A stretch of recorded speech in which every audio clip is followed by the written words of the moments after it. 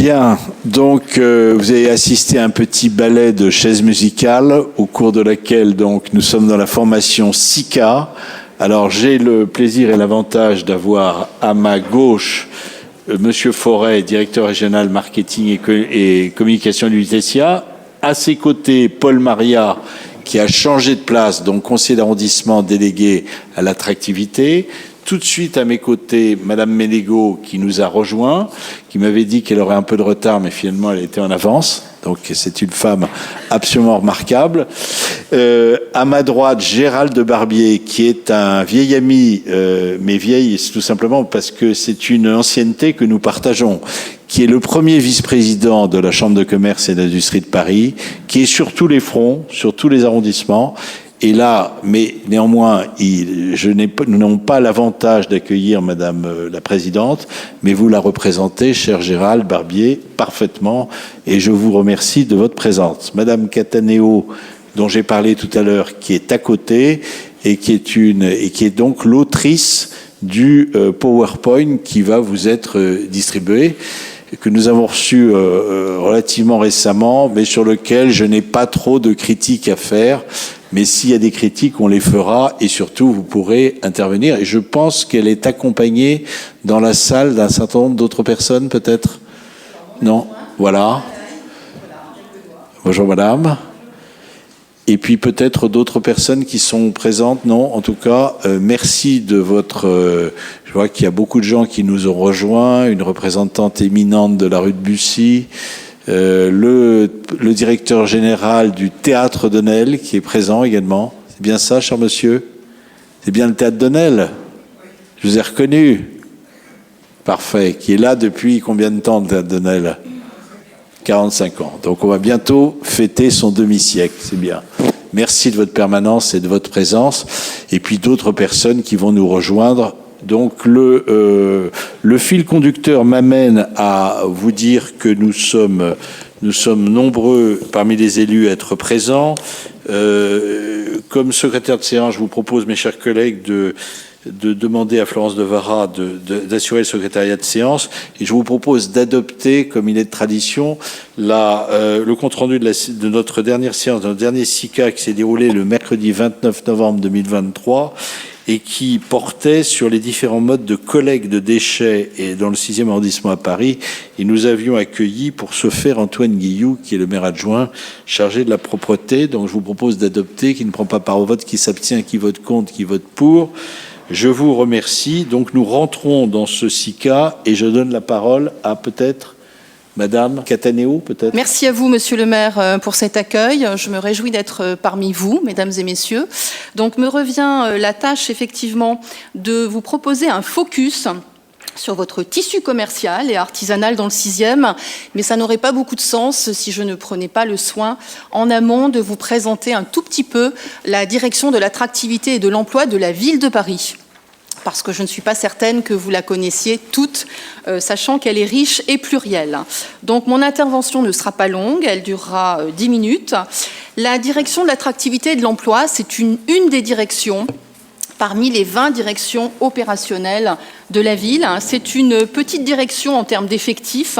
Je précise mon propos, nous sommes environ 300 quand vous comptez des directions comme la direction des affaires scolaires qui compte 22 000 agents.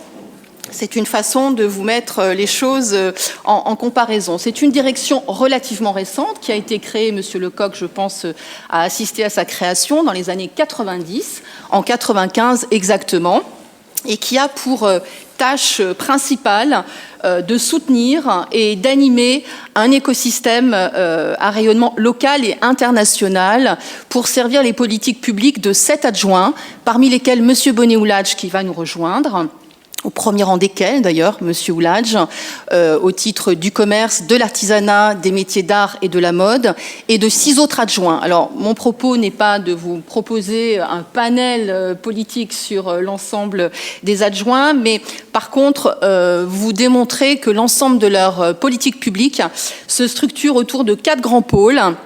Donc le premier, je l'ai cité, c'est le commerce et j'y reviendrai très amplement. Le second, c'est l'accompagnement des publics les plus fragiles vers la formation professionnelle, puisque nous finançons des programmes de formation professionnelle, 4000 très exactement sur Paris chaque année. Et vers l'emploi, également l'accompagnement de la vie étudiante, et je sais que le maire du 6e y est particulièrement attentif, sachant que vous avez beaucoup d'étudiants dans votre arrondissement. Troisième pôle, c'est le développement de l'innovation.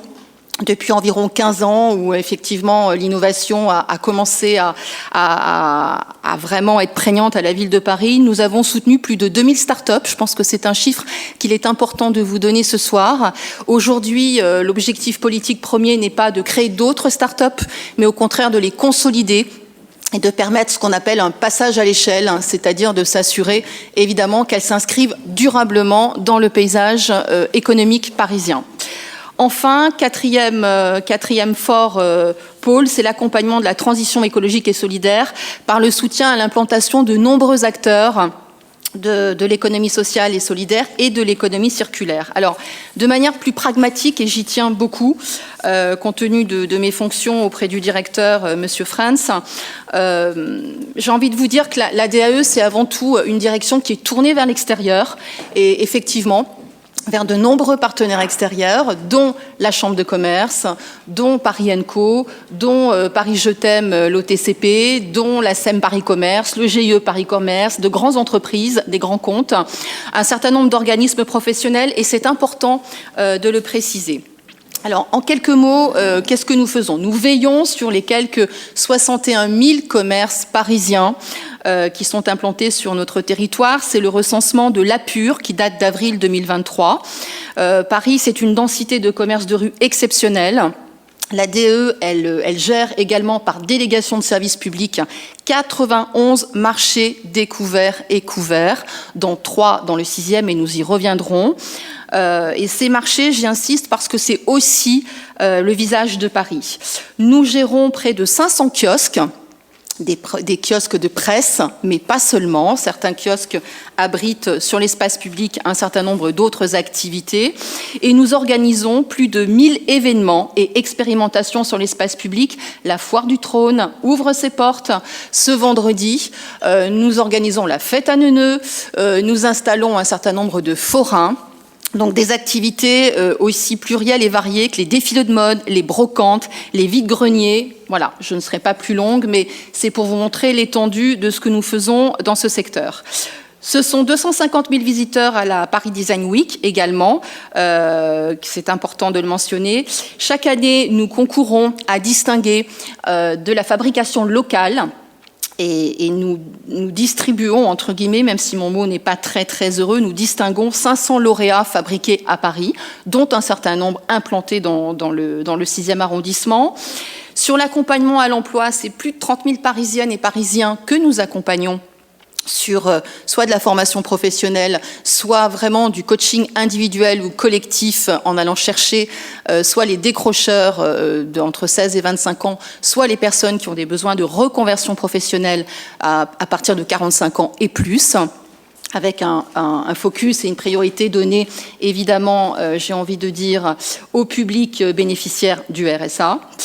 Et enfin, c'est au niveau de la recherche, c'est le lancement de Paris Recherche qui concerne 55 000 chercheurs et plus de 100 lieux d'enseignement supérieur parmi les 370 implantés à Paris. Je ne serai peut-être pas complète, ça n'est pas l'objectif, si je ne citais pas également les 350 000 mètres carrés, je dis bien 350 000 mètres carrés, je l'ai vérifié avant de vous rejoindre, d'activités productives et innovantes que nous installons dans nos hôtels d'entreprise. Alors, une fois que j'ai planté ce décor très généraliste sur notre direction, ses activités et sa déclinaison parisienne, le 6e. J'aurais dû effectivement commencer par mon PowerPoint. Le 6e. Alors le 6e, j'ai regardé les dernières données de l'INSEE, c'est comme vous le savez près de 40 000 habitants, avec une densité qui est un petit peu plus faible que la densité parisienne, puisque nous comptons 18 430 habitants par kilomètre carré. alors que Paris compte en moyenne, avec évidemment des variations considérables d'un arrondissement à l'autre, 20 359 habitants par kilomètre carré. C'est très, très dense. Il y a une pyramide des âges particulière dans le 6e, puisqu'en fait, les ménages composés d'une seule personne, c'est 57,6% des ménages. Pour deux raisons, j'ai relevé 2 facteurs qui me paraissent intéressants. Une très nette surreprésentation des habitants âgés entre 15 et 29 ans, c'est plus de 27% de la population, et également une proportion élevée de personnes âgées de 60 ans et plus, puisqu'on est à plus de 28%. En termes de consommation, d'usage sur l'ensemble du tissu commercial, ça n'est évidemment pas sans incidence. J'ai souhaité relever une dynamique forte de création d'entreprises avec 1407 créations en 2022. Je n'ai pas la statistique 2023, mais celle de 2022 me semble se distinguer, dont 13,7% dans le secteur du commerce, des transports, de l'hébergement et de la restauration. Et enfin, j'ai eu envie de souligner le fait que les artisans, les commerçants et les chefs d'entreprise représentent 5% de la population active du 6e, contre 3,7% pour Paris. Si je suis trop rapide, il suffit de me le dire. Alors, le tissu commercial parisien, sur ces 61 000 commerces, vous comptez 2 929 commerces ouverts et services commerciaux. J'entends par services commerciaux les cordonniers, le pressing, l'ensemble de ces métiers qui aujourd'hui retrouvent dans certains quartiers une certaine vitalité et nous nous en réjouissons. C'est une comptabilité qui date de juin 2023. Donc elle est très récente et très fiable. Vous avez une densité commerciale remarquable, très élevée, avec 74 commerces pour 1000 habitants. C'est la 3e la plus élevée de Paris, la première étant celle du 8e, guère plus élevée, et ensuite Paris-Centre. Vous arrivez donc juste derrière, sachant que la moyenne à Paris, c'est 28 commerces pour 1000 habitants, avec des arrondissements qui ne comptent que 12 commerces pour 1000 habitants. Donc vous êtes particulièrement gâtés. Le taux de vacances commerciales est aussi faible. Il est de 8,1%, c'est-à-dire que vous avez 8% simplement des locaux qui sont effectivement inoccupés et sans activité, contre pratiquement 11% pour l'ensemble du territoire parisien. Au niveau de la typologie de ces commerces, je me suis basée sur l'étude APUR, BDCOM, qui est un de nos outils de travail effectivement les plus récurrents. Vous avez une caractéristique importante avec une prédominance de l'équipement de la personne et du secteur de la décoration de la maison. C'est important puisque ça représente 40% de vos commerces, contre une moyenne de 23% pour Paris. Bonsoir, monsieur le maire.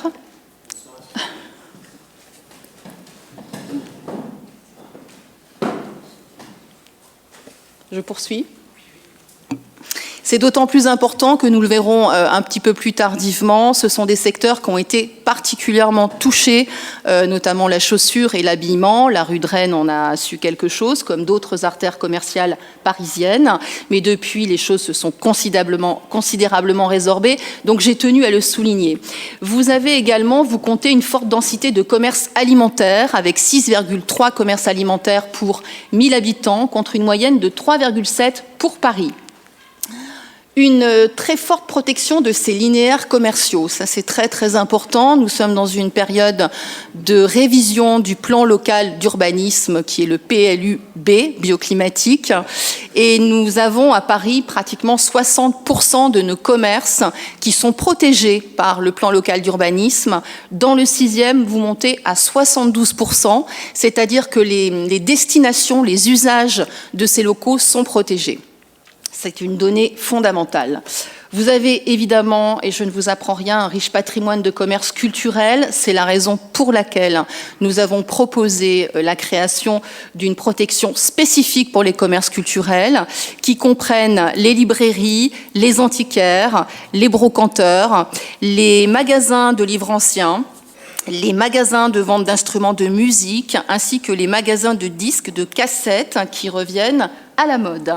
Donc nous avons créé 25 linéaires et parmi ces 25 linéaires, monsieur le maire, 11 sont dans votre arrondissement. Cet arrondissement, il a été traversé, comme l'ensemble du territoire parisien, par des tendances lourdes et des mutations profondes, mais c'est un tissu commercial particulièrement solide et résilient. Je vais me baser sur des données qui datent de 2023, qui nous ont été données par un prestataire qui s'appelle JLL, que nous connaissons bien, Monsieur Bonnet également. Donc ces données, qu'est-ce qu'elles montrent ? Elle montre qu'en 20 ans, Paris a perdu au total 1766 magasins d'équipement de la personne. C'est donc un recul de 40% sur ce secteur qui ont fermé. De manière similaire, sur cette période de 2000 à 2020, Paris a perdu près de 11% de ses boutiques d'équipement de la personne. En revanche, Paris a gagné un volume considérable de locaux commerciaux dédiés au secteur médical, avec plus de 83% de commerces qui lui sont réservés, mais également 4 secteurs sont très gagnants, celui du spectacle, de la santé-beauté, des cafés, de la restauration et de l'alimentaire, ce qui est une très très bonne surprise.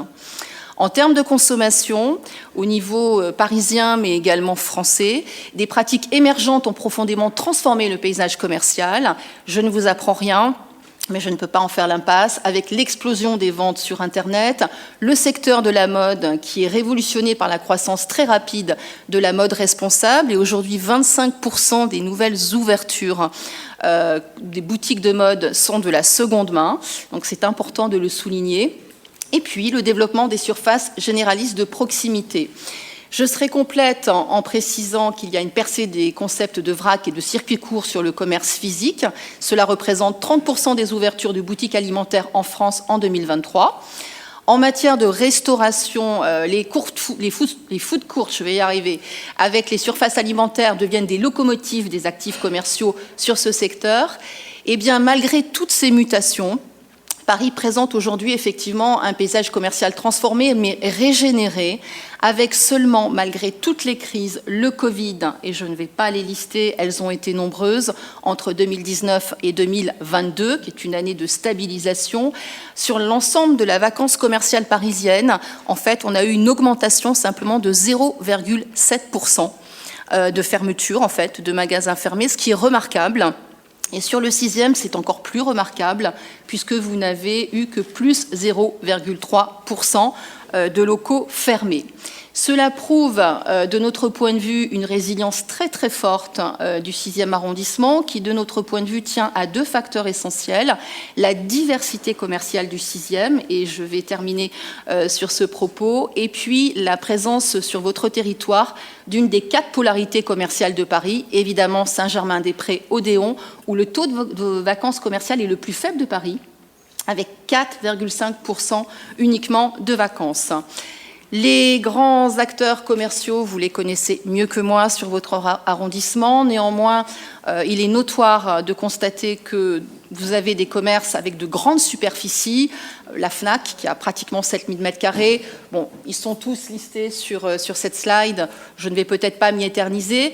Monsieur Bonnet ne me contredira pas, mais vous avez également des marchés remarquables avec un taux et une offre alimentaire bio et une présence de producteurs qui est très importante, puisqu'on monte à 53% grâce à votre marché découvert et biologique à Raspail, contre une moyenne à Paris, sachez-le, qui est plutôt de l'ordre de 12%. Et enfin, les galeristes, les libraires, les magasins de livres anciens, les antiquaires, c'est évidemment l'ADN et le visage du 6e, et c'est toute sa singularité remarquable qui probablement ont concouru à cette forte résilience. Je ne serai pas plus longue. Merci. Non, mais vous êtes vous-même tout à fait remarquable. Et si j'avais su, d'ailleurs, si j'avais lu avant le PowerPoint que vous nous présentez, je vous aurais donné encore davantage de temps. Non, je blague. Je reviendrai. Non, mais je voulais plus sérieusement. En tout cas, merci beaucoup pour cet exposé qui est tout à fait intéressant. Bon, on bénéficie aussi, sans doute, mais ça, on pourra le développer tout à l'heure, du fait qu'il y a un certain nombre de secteurs, notamment le secteur du bas de la rue de Rennes, c'est-à-dire vers Saint-Germain-des-Prés, vers Saint-Germain, qui est dédié plutôt au haut de gamme.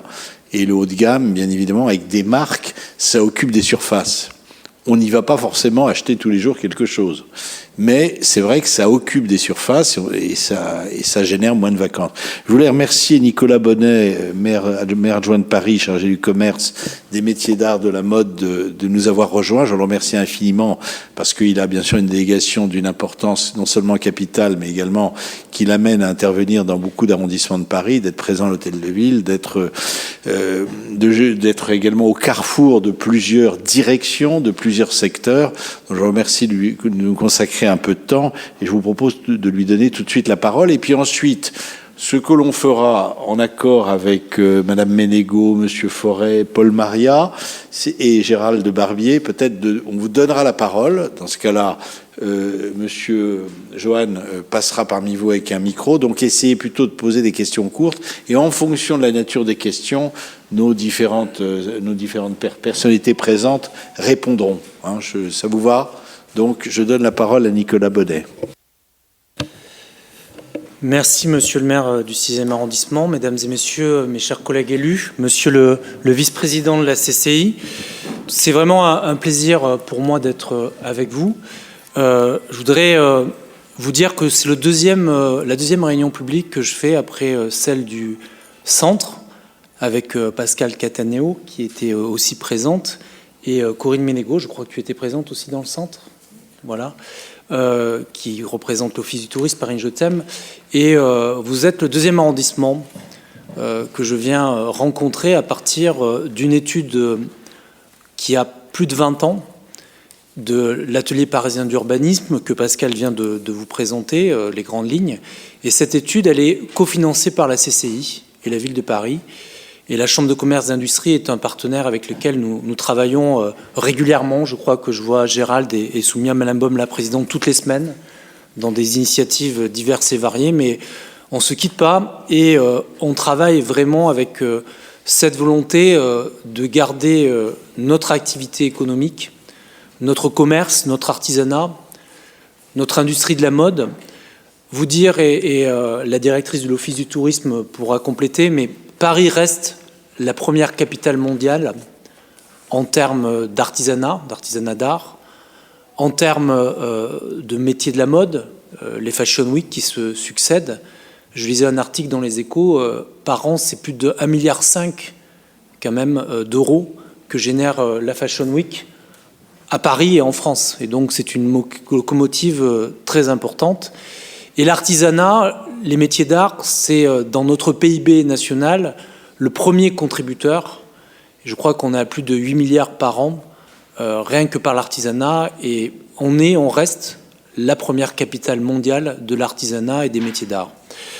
Vous dire aussi que Paris, malgré les crises successives qu'on a connues, je pense évidemment à la Covid et au confinement, mais après, il y a eu aussi des événements qui ont pesé beaucoup sur le commerce, à savoir la crise des Gilets jaunes, les émeutes des quartiers qu'on a connus, l'inflation très importante, beaucoup de commerces, notamment les commerces de bouche, les restaurateurs sont impactés fortement par la hausse de l'électricité, du gaz, et aujourd'hui, le problème du pouvoir d'achat.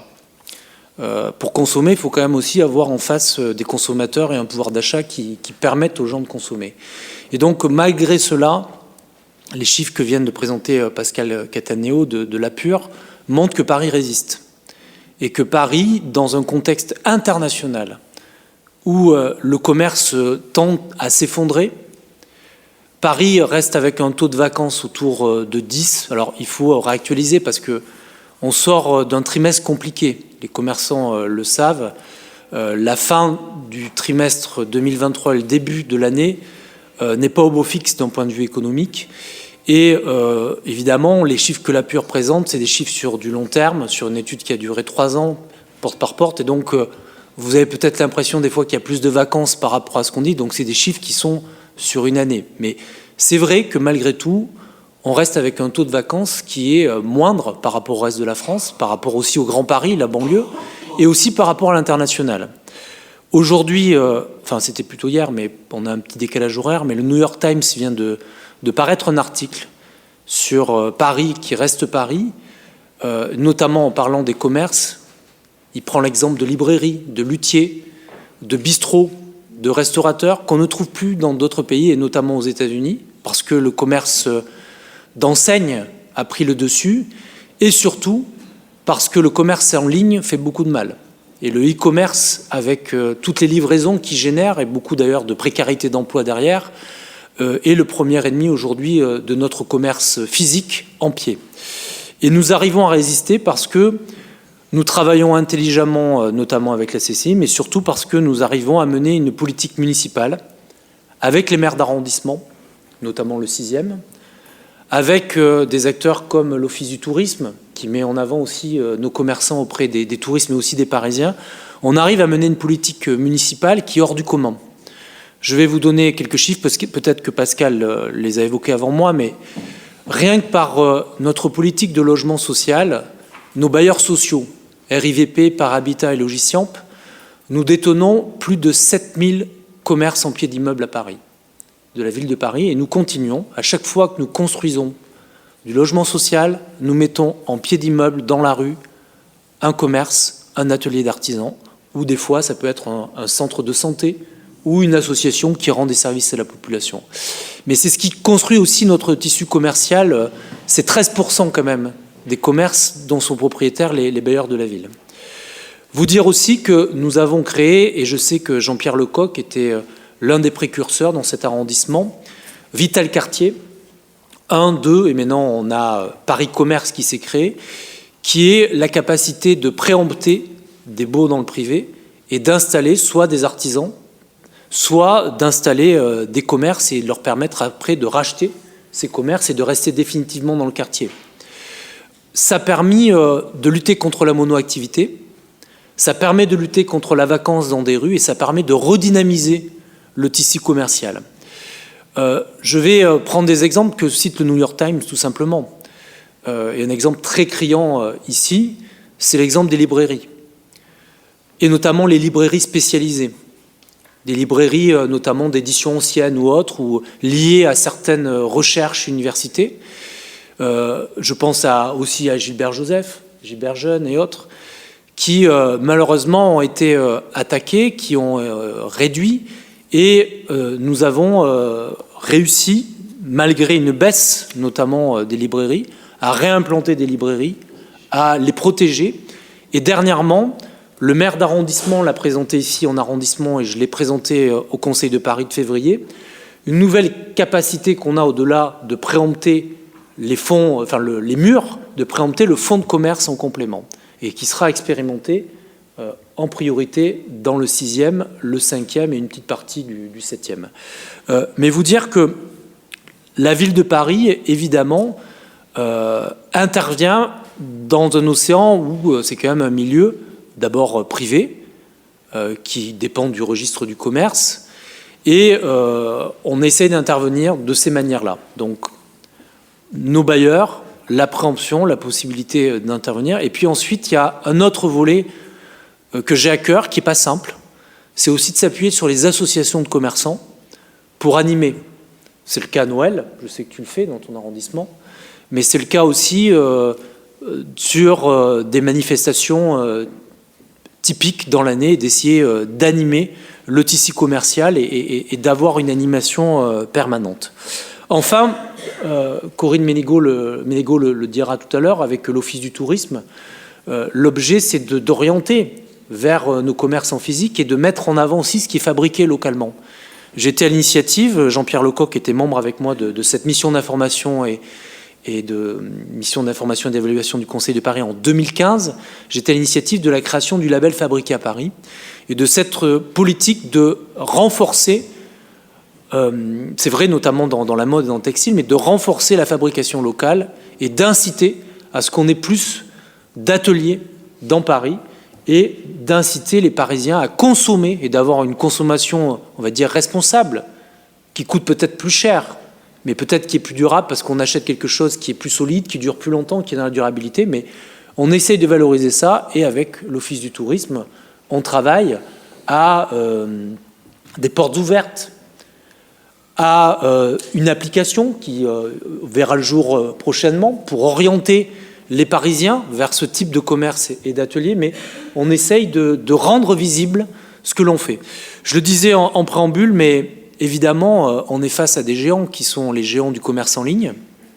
Je ne vais pas les citer, mais on les connaît tous, notamment des plateformes en Chine. Il y a actuellement une loi qui a été adoptée en première instance à l'Assemblée nationale et qui passera au Sénat sur ce qu'on appelle la fast fashion, c'est-à-dire ce qui est fait très rapidement mais de mauvaise qualité. Mais on va avoir besoin aussi de l'aide des parlementaires et de l'État pour encadrer tout ça. On a réussi à lutter contre les dark kitchens et les dark stores, qui étaient des entrepôts mais qui vendaient, mais ce n'est pas suffisant. Il y a d'autres batailles à mener, et notamment sur ce commerce en ligne. Gérald pourra dire en mots, mais c'est aussi une bataille qui est vraiment portée par les commerçants. Vous dire que je suis venu à votre écoute, parce qu'évidemment, tout n'est pas simple, tout n'est pas résolu, et que j'ai un rôle qui est compliqué parce que tout ce que les commerçants vivent, c'est aussi beaucoup de transversalité. On a des problèmes d'espace public, de livraison, de voirie, de police municipale et autres. Et évidemment, je me fais le relais de toutes ces complexités que vivent les commerçants au quotidien auprès de mes collègues, autres adjoints et des maires d'arrondissement aussi qui font remonter tous ces aspects. Donc je suis aussi là à votre écoute pour entendre les préoccupations et les problématiques de votre arrondissement. Voilà, je vous remercie. Merci, monsieur le maire. Alors, je profite d'ailleurs pour vous dire que le mercredi prochain, mercredi 27 mars, enfin, dans quelques jours, c'est pas mercredi prochain, c'est mercredi en 8, comme on dit, à 19h, nous accueillerons le préfet de police lui-même, Laurent Nunez, qui viendra tenir dans le 6e arrondissement une réunion comme il l'a déjà tenue dans les 7e, 8e, 15e arrondissements, donc autour des Jeux Olympiques, et non pas des épreuves, mais plutôt des conséquences que les tenues des Jeux Olympiques et Paralympiques pourraient effectivement générer pour les habitants, pour les commerçants, pour les entrepreneurs, avec la présence des fameuses zones rouges, des restrictions de circulation, des modifications de circulation d'autobus. Alors, dans le 6e, nous n'avons pas de zone rouge, nous sommes plutôt en 2e ligne, mais il est bon, je pense, que le préfet de police vienne, réponde à vos questions, même si nous savons tous que peut-être il y aura des modifications jusqu'au dernier jour, en fonction de la nature de la situation internationale. Chacun l'a compris. Alors, je vous propose peut-être de démarrer la séance de questions, et en fonction des questions, les différentes personnes qui sont là pourront intervenir. Gérald Barbier, peut-être Monsieur Forêt, qui pourrait nous parler un peu de l'écosystème hôtelier, de la problématique d'un établissement comme le Lutetia, qui est un établissement dans lequel on ne va pas tous les jours, mais qui contribue par sa présence, par l'activité économique qu'il génère, effectivement, à l'attractivité de la capitale. Alors la première question, c'est toujours la plus difficile. Mais après, voilà. Surtout, vous êtes à côté du micro, chère madame. Absolument. Bonjour messieurs, bonjour monsieur le maire, bonjour monsieur le maire. Voilà. J'ai cru comprendre que... Comme un esquimau, je le dis toujours. Mais j'aime pas ça. J'ai cru comprendre que vous étiez maire adjoint en charge du commerce et de l'artisanat. J'ai bien entendu que vous avez parlé de l'artisanat d'art. J'ai pas entendu parler de relations avec la Chambre des métiers, et en particulier concernant les difficultés que nous avons à Paris et dans le 6e arrondissement à trouver des plombiers, des électriciens, du petit bâtiment travaux publics. J'ai rien entendu là-dessus. J'ai entendu parler de l'artisanat d'art, mais j'ai un petit manque. Voilà, merci beaucoup. Ce que je vous propose, c'est qu'on va peut-être prendre plusieurs questions, et ensuite, en fonction des questions, donc Nicolas Bonnet a noté effectivement la Chambre des métiers, on va revenir dessus, et puis les problèmes des artisans, et on continue. Et après, on prend peut-être deux ou trois questions, et nos invités répondront en fonction des questions. Oui, alors, Monsieur Jouve, après le monsieur qui est derrière, et puis ensuite le directeur de l'hôtel la Louisiane. Allez-y, Monsieur Jouve. Oui, alors chacun voit midi à sa porte et c'est bien que vous nous disiez que l'ambiance est bonne et que la vacance ne gagne pas. Mais par exemple, il y a quand même beaucoup de trous et on remarque plus les trous sur la chaussée que quand ça roule bien. Et vous mettez Gilbert Jeune ou Gilbert Joseph, mais l'un des deux qui envahissait, qui meublait la place Saint-Michel, il est fermé depuis 1 an. Et donc l'étude de la PUR, qui est toujours très intéressante, même si ça vient tous les 5 ans, il faut les actualiser. Alors moi je tout attiré sur la situation de la rue. Et ils disent que c'est moins grave que sur le boulevard Saint-Michel. Mais on est quand même de façon durable à 10% de vacances. Et certes, peut-être que Boulanger va tenir, mais on n'y voit pas beaucoup de monde. Et la piscine vient de fermer. Le monsieur Paul Maria qui nous avait dit que le commerce Gap en bas de la rue de Rennes, à côté de... Il y a 8 marchands de montres, et il y avait Gap encore qui avait 2 boutiques.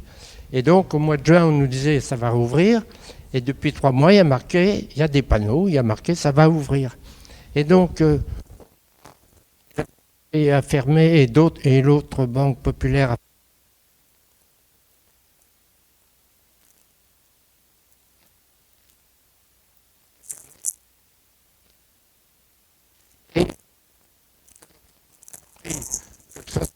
de la rue de Sèvres en face de l'épicerie du Bon Marché, donc vraiment une magnifique adresse, allait être reprise par la congrégation à côté, mais enfin 20 ans c'est pas possible. Et donc est-ce que vraiment la ville de Paris est active vis-à-vis de ces vacances qu'elle repère et qui durent 12 mois encore, c'est rapide, mais ça peut durer 2 ans, 3 ans, et au 90 rue de Rennes on est à 15 ans maintenant à peu près, où il y avait une boutique où se sont succédés plusieurs commerces qui est fermée et qui est barriérée pour qu'elle ne serve pas au SDF. Et puis, malgré tout, il faut que vous nous parliez du centre commercial de Maine-Montparnasse. Moi, j'ai toujours pensé qu'ils allaient siphonner la clientèle le Rennes. C'est que c'est une jage qui a 35 000 mètres carrés qui sont vides, qui sont... qu'est-ce qu'on peut faire? Parce que dans les rues d'à côté, ça peut être très rempli, quoi. Alors, on nous dit qu'il faut faire baisser les baux. Excusez-moi. Donc, on nous dit que c'est parce que les baux sont trop élevés. Qu'est-ce que vous pouvez nous dire aussi à ce sujet? Je suis désolé d'avoir été aussi long, mais j'ai l'impression que le boulevard Saint-Michel et la rue de Rennes ont une situation très particulière par rapport à la vision optimiste que... Oui, monsieur Jouve. Alors, une 3e question. On va revenir effectivement tout à l'heure sur la rue de Rennes. Merci, monsieur le maire. J'aimerais bien entendre de la ville de Paris quelques réflexions sur vos ambitions stratégiques, surtout en termes de secteur d'activité.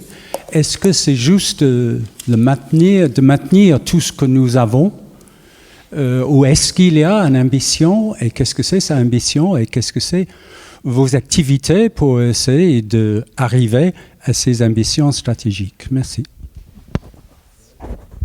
Merci, merci pour votre question.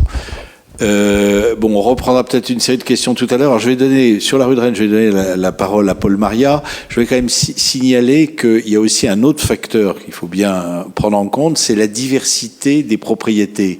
C'est-à-dire, quand vous avez un propriétaire, personne physique, qui a un local commercial vide, il arbitre souvent. C'est-à-dire qu'éventuellement, il baisse son loyer. Il préfère avoir un loyer moins important, mais avoir un local commercial plein. En revanche, le problème que nous avons aussi dans le 6e arrondissement, c'est que nous avons des propriétaires qui sont des propriétaires des investisseurs institutionnels, banques, compagnies d'assurance, qui mettent beaucoup plus de temps à réagir. Et là, Pourquoi ? Parce que vous avez des salariés en général qui gèrent ces locaux commerciaux et le temps que la vacance soit constatée et analysée par l'échelon supérieur à la personne qui gère, ça peut effectivement demander beaucoup plus de temps. Donc ça demanderait ensuite qu'on identifie bien les propriétaires pour qu'on puisse effectivement faire une action d'ensemble. Par exemple, il y a quelques années, j'étais intervenu sur la rue Littré, où là, on a la totalité des immeubles qui sont propriété de Groupama. Donc là, on avait eu des problèmes de vacances commerciales. On avait pu, à travers un seul interlocuteur, on avait pu interagir sur 10 ou 15 commerces. Vous voyez, sur la rue de Rennes, c'est beaucoup plus complexe. Après, on a quand même réussi effectivement à remplacer H&M qui est parti, qui a réduit la voilure, à le remplacer par Boulanger, parce que là, c'était effectivement des milliers de mètres carrés qui étaient vides. Sur la place Saint-André-des-Arts, je signalerai quand même que là, c'est vrai que Gibert Jeune, qui était surendetté, a été racheté par ses cousins Joseph Gibert, avec effectivement des arbitrages qui ont été douloureux. Mais là, on se heurte à deux problèmes différents sur la place Saint-André-des-Arts. L'ancienne enseigne Joseph Gibert Jeune, il y a bien un projet, mais il y a un conflit complexe entre la copropriété, l'immeuble, un architecte. Normalement, il devrait y avoir un débouché, mais voilà, c'est compliqué. Il y a l'ABF au milieu. Et troisièmement, vous avez l'ancien restaurant qui s'appelait Furla, qui était une ancienne pizzeria à l'angle de la rue Hautefeuille et de la place Saint-André-des-Arts. Là, c'est excessivement compliqué parce que c'est une succession. Le propriétaire a cédé à deux fondations et il faut que qu'on arrive à démêler tout ça. Simplement, ce que je voulais dire, c'est que on chartera la place Saint-André-des-Arts comme on a charté la rue de Bussy, comme on va charter la place Saint-Germain-des-Prés, pour essayer d'avoir un ensemble cohérent et d'avoir une gestion des terrasses ou des contre-terrasses qui soit en phase avec la noblesse des lieux, puisque vous savez peut-être pas, la ville de Paris va refaire complètement la fontaine Saint-Michel, donc c'est un endroit qui est beau et qui mérite effectivement qu'on ait une certaine harmonie entre les terrasses de ces différents endroits. Mais c'est vrai que quand on constate la vacance, c'est vrai que le 90 rue de Rennes, c'est désolant, ça dure depuis des années. La Banque Populaire a fermé l'angle de la rue de Rennes et de la rue Couette-Legon. Il faut souhaiter que ça évolue. Quant au commerce, la BNP du 109 rue de Rennes, je crois qu'il y a un projet, mais c'était compliqué puisqu'il y avait une salle des coffres à reprendre et il n'y a pas vraiment toujours des commerces prêts à reprendre une salle des coffres ou à faire des travaux importants pour la faire disparaître. Voilà. J'ai déjà trop parlé, donc Paul, Maria, oui, je peux compléter. Oui. Pardon. Oui, bonsoir à tous. Bonjour, Monsieur Jouve. Merci pour votre question. Non, pour compléter ce que disait Monsieur le maire, qui a déjà été très exhaustif sur la rue de Rennes, et pour aller dans le sens de Monsieur Bonnet ou Ladj, il y a des problèmes. La situation du Gap Kids que vous évoquez, c'est un problème qui concerne pas seulement la rue de Rennes, qui concerne l'ensemble parce que l'habillement est frappé par le passage au commerce en ligne et particulièrement l'habillement pour les enfants. Donc ça, c'est malheureusement une perte qu'on a à déplorer dans le 6e. Pour le reste, l'ancien Gap, l'autre, est en train d'être transformé. Les travaux sont en cours. Donc on n'est pas dans une vacance problématique puisqu'il va bientôt y avoir un magasin de chaussures, me dit-on. Donc les travaux sont en cours. Donc c'est pas quelque chose que l'on trouve problématique. Pour le reste, la piscine est également fermée depuis assez peu de temps. Donc on a bon espoir qu'un repreneur se fasse connaître. On est dans une zone, Madame Cataneo l'a évoqué, on est dans une zone où les taux de vacances sont alors ils peuvent être frappants quand on passe devant tous les jours, mais ils sont relativement faibles par rapport à la moyenne parisienne. Donc on n'a pas d'inquiétude particulière sur ce sujet. Sur ce qu'on appelle le ventre mou de la rue de Rennes, que j'ai évoqué lors de la présentation que j'ai fait au conseil de quartier il y a quelques temps, là il y a effectivement une problématique de positionnement de certains commerces. Alors on a connu l'aventure malheureuse des magasins de CBD, ce genre de choses. Il y a des commerces qui restent vacants, qui restent très chers, comme le disait Monsieur le maire, et pour lesquels parfois certains propriétaires préfèrent garder un commerce vacant plutôt que le dégrader dans leur compte, dans leur portefeuille d'actifs. Donc ça, c'est un problème qui est spécifique à notre quartier, c'est vrai. Mais enfin, on travaille à faire venir. De reste, il se passe rarement une semaine sans qu'on ait des nouveaux commerçants ou créateurs d'entreprises qui nous démarchent activement pour nous demander quels emplacements commerçants, ils peuvent examiner dans le quartier. Alors effectivement, il y a des choses un peu complexes, un peu coûteuses ou avec des contraintes particulières. Monsieur Lecoq citait l'ancien local de la Banque de France. Mais enfin, on y arrive. Et la bonne nouvelle, c'est quand même que dans le 6e arrondissement, on a toujours une candidature de commerçants qui ne désemplit pas. Voilà. Oui, le sujet que vous avez pointé du doigt est une préoccupation pour la ville parce que il faut qu'on ait d'abord une pleine connaissance de la typologie des propriétaires et des baux. C'est-à-dire que le problème dans bien des cas, et le maire l'a évoqué, d'abord on est propriétaire que des pieds d'immeubles RIVP par Habitat Logiciamp et on est propriétaire quand on préempte. Ensuite, vous avez une grande partie, la grande majorité, ce sont des locations. Et dans ces locations, vous avez des copropriétés, vous avez des propriétaires et puis vous avez des agences. On a un travail à faire notamment avec les grandes agences, comme l'a évoqué le maire d'arrondissement. Il faudrait peut-être qu'on se mette autour de la table et échanger avec notre outil qui s'appelle Paris Commerce et de voir si ils ne trouvent pas preneur, si nous on peut orienter des commerçants qui cherchent des locaux. Ça pour l'instant, ce dispositif municipal, il n'existe pas. Moi je suis assez pour qu'on se parle et qu'on puisse réunir les grandes agences qui louent des baux commerciaux, par exemple la Tour Imo, voilà. Des agences comme ça, tu as évoqué Groupama ou voilà, c'est beaucoup des banques aussi qui ont des fois ces locaux. Donc voir avec se mettre autour d'une table et voir comment on lutte ensemble contre la vacance commerciale. Après, malheureusement, il y a aussi des propriétaires qui spéculent et pour qui la vacance est des fois un intérêt parce qu'ils préfèrent profiter de la vacance pour augmenter les loyers, ce qui pèse d'ailleurs sur les commerçants. Et ça, il faut qu'on arrive à l'identifier. Aujourd'hui, on n'est pas capable d'identifier si, quand vous avez une annonce avec une affiche qui dure 2 ans, ici, numéro de téléphone, si ça ne devient pas un espace publicitaire pour l'agence immobilière, plutôt que vraiment une recherche de mise en vente du local. Et est-ce que ce n'est pas des gens qui se disent « Ah, il y a peut-être une modification dans le quartier, je vais prendre tant de pourcents dans 1 an. » Voilà. Donc on a aussi ce phénomène-là. Et nous avons aussi un autre aspect que vous ne voyez pas, je sais peut-être que Mme Catenao l'a évoqué, mais il y a quand même une base de vacances qu'on ne pourra pas réduire parce qu'il y a des travaux. Et donc dans beaucoup d'immeubles, je crois que c'est à peu près 5%, si je ne me trompe pas des chiffres, il faudrait qu'on regarde dans ce que dit la PUR, mais il y a un pourcentage qu'on ne pourra pas réduire parce que quand un commerçant s'en va, il y a bien souvent une remise aux normes du local. Et donc, quand vous avez de la peinture blanche sur des vitres, parfois, c'est parce qu'il y a des travaux, il y a de la mise en conformité à faire, électrique, accessibilité aux personnes en situation de handicap et autres. Donc, la vacance, elle est variée. Vous voyez, c'est pas simplement on n'arrive pas à trouver quelqu'un. Mais il y a aussi des métiers en tension. Madame a évoqué tout à l'heure l'artisanat. Vous avez bien fait de me rappeler à l'ordre. Parce que habituellement, avec Gérald Barbier, on est toujours accompagné de quelqu'un de la CMA, souvent Francis Bussière ou Arabelle ou quelqu'un qui représente la CMA dans nos réunions, et on travaille évidemment ensemble au quotidien. Et vous avez raison, dans les métiers de l'artisanat, il y a ces métiers essentiels. On parlait beaucoup des métiers essentiels, des commerces essentiels pendant la crise de la Covid, pendant le confinement. Mais c'est vrai que d'abord, tout le champ de la réparation.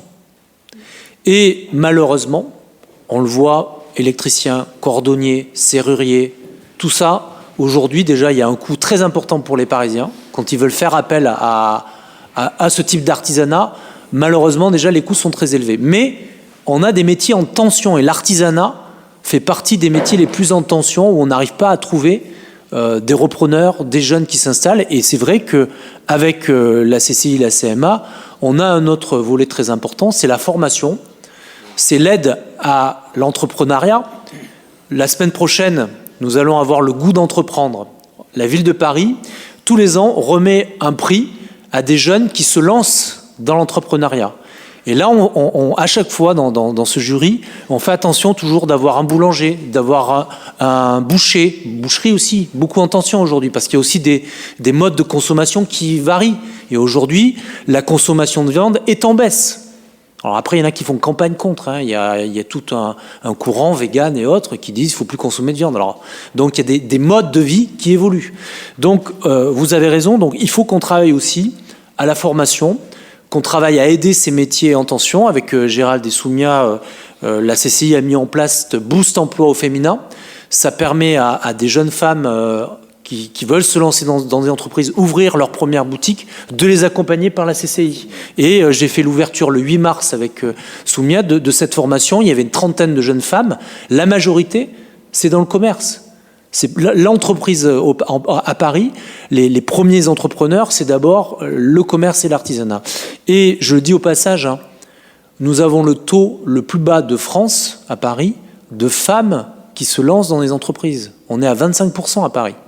25% des chefs d'entreprise sont des femmes. Donc là aussi, on a un recul et il faut qu'on aide ça. Et donc, pour revenir, et je terminerai là-dessus pour qu'on laisse les autres personnes discuter, sur la stratégie commerciale parisienne. Alors, votre question tombe très bien. Parce que nous avons, dans les jours qui viennent, une définition qu'on est en train de mettre en place avec la CCI, avec la CMA, avec les services de la ville, avec Paris Commerce, notre stratégie pour les 3 ans à venir. Et je vais faire le tour des maires d'arrondissement après sur la stratégie commerciale. Cette stratégie commerciale, ce sont comment on définit nos priorités, notamment sur notre politique d'achat de préemption, quand on veut acheter, qu'on préempte, quand on veut attribuer des locaux par Paris Commerce, et ensuite comment avec la CCI on aide dans le domaine privé, telle branche ou pas. On part d'abord de l'étude de la Pure. On voit ce qui manque pour les Parisiens. Parce que notre priorité, c'est que dans le quart d'heure parisien, tous les Parisiens doivent avoir accès au commerce essentiel. Alors par exemple, la pharmacie, c'est très codifié. Vous avez un taux de pharmacie obligatoire par nombre d'habitants. Mais parlez des artisans. Par exemple, les cordonniers. Si on voit que dans un quartier, il n'y a pas de cordonnier, la première chose qu'on va faire quand on va préempter ou quand on va positionner un local vide de HLM, eh bien, on va mettre ça. Et donc là, j'entame pendant le mois qui vient toute une série de réunions pour définir nos priorités commerciales. Mais cette stratégie commerciale, la ville de Paris l'a définie d'abord en fonction de nos orientations. Je parlais tout à l'heure des librairies, les commerces culturels. C'est des commerces essentiels parce que derrière, il y a des enjeux d'émancipation, d'accès au libre, d'accès à la culture. Donc dans la stratégie commerciale, évidemment, les commerces culturels, c'est une priorité pour nous. La question médicale, on ne veut pas des déserts médicaux à Paris. Donc la question d'avoir des centres de santé, c'est une priorité pour nous. La question de l'alimentation, évidemment, on a besoin. Vous voyez que Casino aujourd'hui a été racheté, qu'il y a un risque qu'on perde nos supérettes Franprix, Naturalia et Monoprix. Évidemment, pour nous, c'est une préoccupation d'avoir une supérette ou d'avoir des commerces alimentaires. Voilà. Donc ça, on le définit. Mais la stratégie pour nous, c'est d'abord la proximité, la lutte contre la vacance et surtout la lutte contre la monoactivité. Ça veut dire que dans votre périmètre, dans votre quartier, vous devez avoir accès à une série de commerces qui font votre quotidien, de l'alimentaire à la réparation, aux vêtements et autres. Voilà. Merci beaucoup, Nicolas. Je vous propose peut-être de donner la parole à Monsieur Forêt, qui va nous parler quelques instants de Lutetia. Et puis après, on redonnera la parole on vous redonnera la parole pour une autre série de questions. Merci, Monsieur le maire. Donc, en effet, le Lutetia, beaucoup d'entre vous doivent le connaître de nom et de réputation. Et c'est une porte d'entrée sur le 6e arrondissement et sur Paris en général pour les visiteurs du monde entier, depuis 1910. Et la particularité du Lutetia, c'est que c'est le seul hôtel de grand luxe qui soit situé ici sur la rive gauche, parce que tous nos autres concurrents sont sur la rive droite. Et ce qu'on met continuellement en avant lorsqu'on va chercher des clients aux États-Unis, au Brésil, en Asie, au Moyen-Orient, c'est l'implantation locale. Et c'est le fait que Lutetia, en fait, ça soit le seul hôtel de luxe à Paris qui soit implanté dans un quartier d'habitation où les Parisiens vivent. Voilà. Pour avoir travaillé dans d'autres établissements, avenue Kléber par exemple, pour ne pas la nommer, il n'y a pas la même activité de ce coin-là. Et les liens avec les acteurs locaux, pour nous, sont cruciaux. Notre suite présidentielle a été faite en partenariat avec le Carré Rive Gauche. c'est une véritable galerie d'art et une ouverture sur ce monde-là. Nous avons des liens extrêmement forts avec les boutiques qui sont juste en face de chez nous, c'est-à-dire pour l'entretien des souliers, pour les achats, etc. Bon, alors, le Bon Marché est situé juste de l'autre côté, du côté 7e, mais le lien est très fort, effectivement, depuis 1910, pour pouvoir donner aux clients cette expérience de Paris. Et cette expérience, elle est unique. La particularité également du Lutetia, c'est que c'est l'hôtel de luxe à Paris qui accueille le plus de Français. Voilà. Généralement, un palace à Paris, il accueille 5-6% de Français maximum. Nous, on est globalement à 15% de clientèle française, ce qui est unique.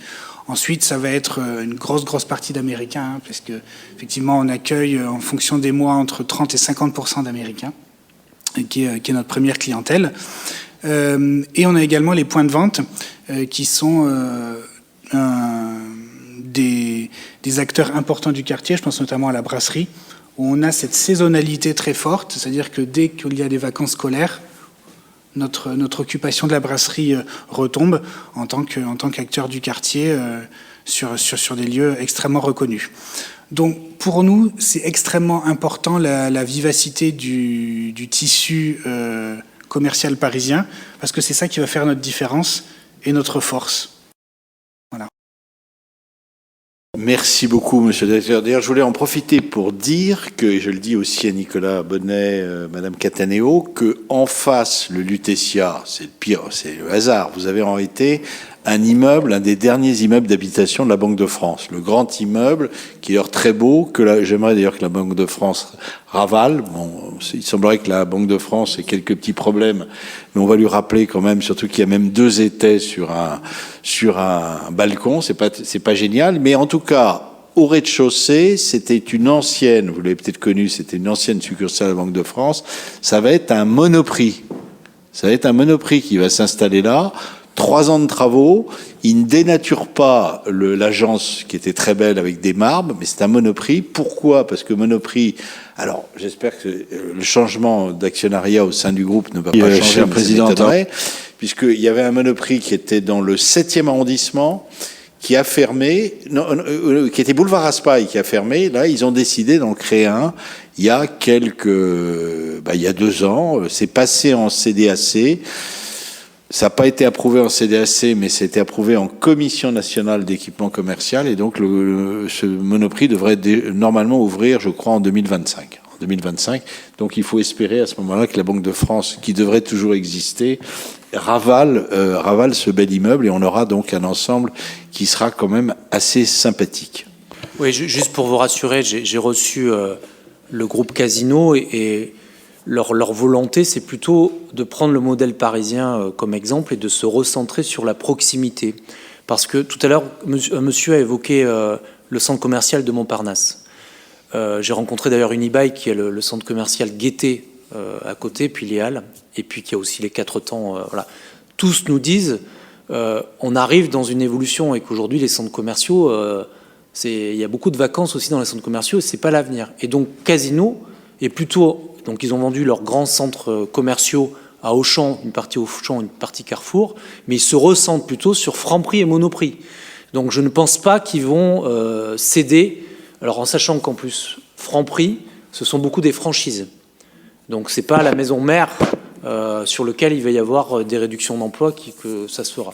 Mais en tout cas, les discussions qu'on a actuellement avec le groupe Casino sont plutôt rassurants et le modèle parisien sera plutôt le modèle national du futur groupe en cours, de se dire, en fait, c'est quand, ce que vous avez dit, monsieur, très bien, du Lutetia, c'est quand on est dans la proximité et dans le parcours client qui est complémentaire que le commerce fonctionne. C'est-à-dire que dans le parcours client, la supérette fait partie de ce parcours client, mais on va faire ses courses à la supérette, on va à côté au pressing, on va à la pharmacie, on va au coiffeur, on va au boulanger, etc.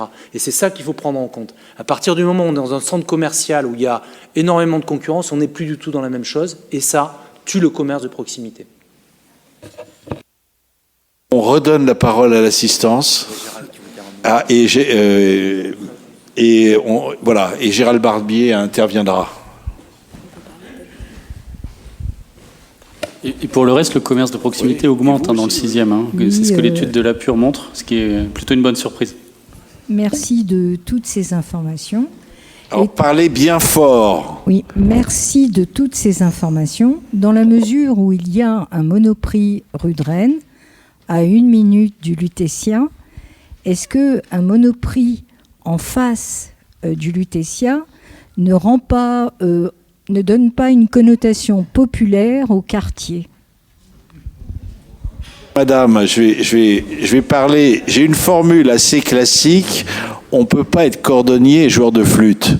Alors, je ne suis pas cordonnier, je ne suis pas non plus joueur de flûte, mais moi, je fais confiance aux experts. Il y a eu Monoprix, ce sont des gens... Bon, initialement, c'était dans le groupe Galeries Lafayette. Ils ont cédé, c'est rentré dans le groupe Franprix, mais ils font des études de marché. Vous pensez bien qu'un chantier qui va durer 3 ans, avec un loyer très important versé à la Banque de France, ils ont étudié. Il y a un Monoprix qui a fermé dans le 7e à 300 mètres. C'est la raison pour laquelle ils ont créé un. Mais c'est aussi d'ailleurs un signe de vitalité pour le quartier. Vous pourriez me dire aussi, il y a la grande épicerie du Bon Marché. Mais la grande épicerie, c'est pas le même tarif quand même. Même si Monoprix, c'est pas non plus le même tarif que Aldi, Auchan ou que le Leclerc de la... Normal ou Action. Voilà. Donc, je dirais qu'il en faut pour toutes les bourses. Il en faut pour tous les publics. Alors, on verra bien.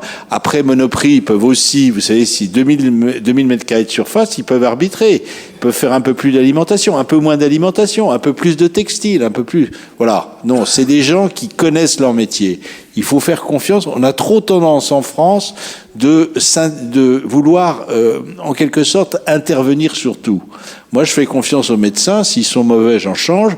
Et je fais confiance aux spécialistes du marketing, de la mercatique, pour ne pas employer un terme anglo-saxon, pour effectivement justifier l'implantation de certains commerces. Autre question. Alors, madame, vous avez déjà parlé. Voilà, le monsieur.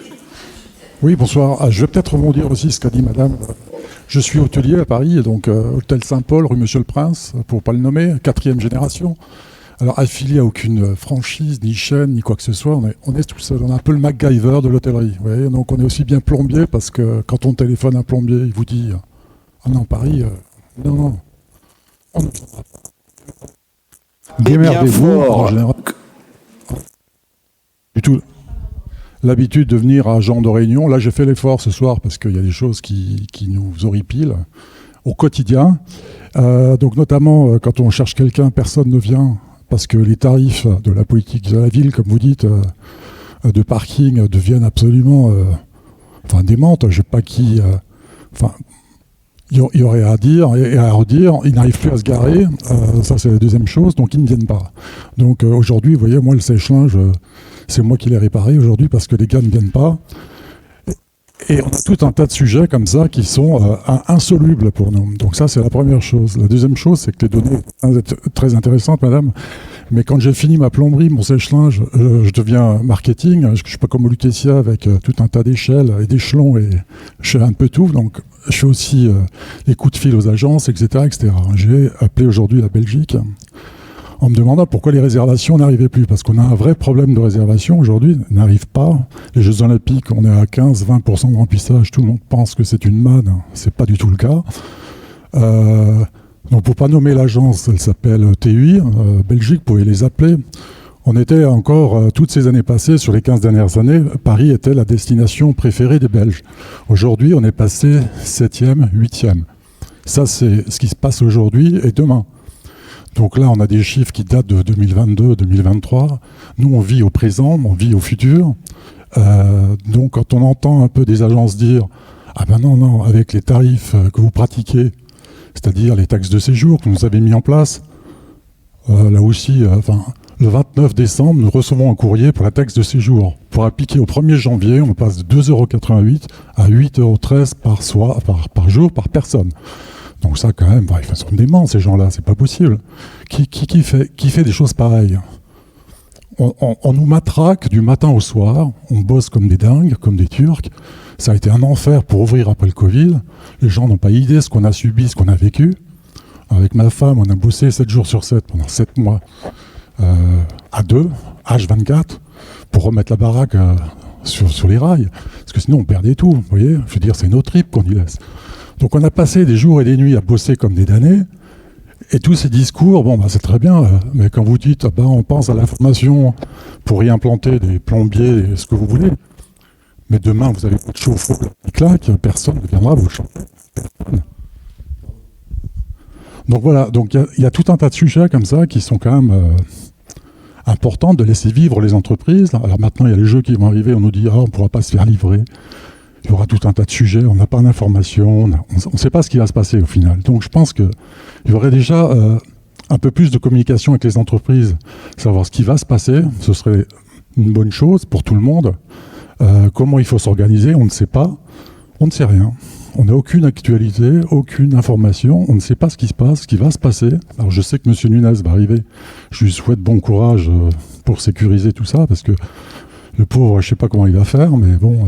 Merci de votre témoignage, cher monsieur. Rappelez-moi juste l'hôtel Saint-Paul, c'est rue Monsieur le Prince, au 43. Au 43, c'est à peu près dans le milieu.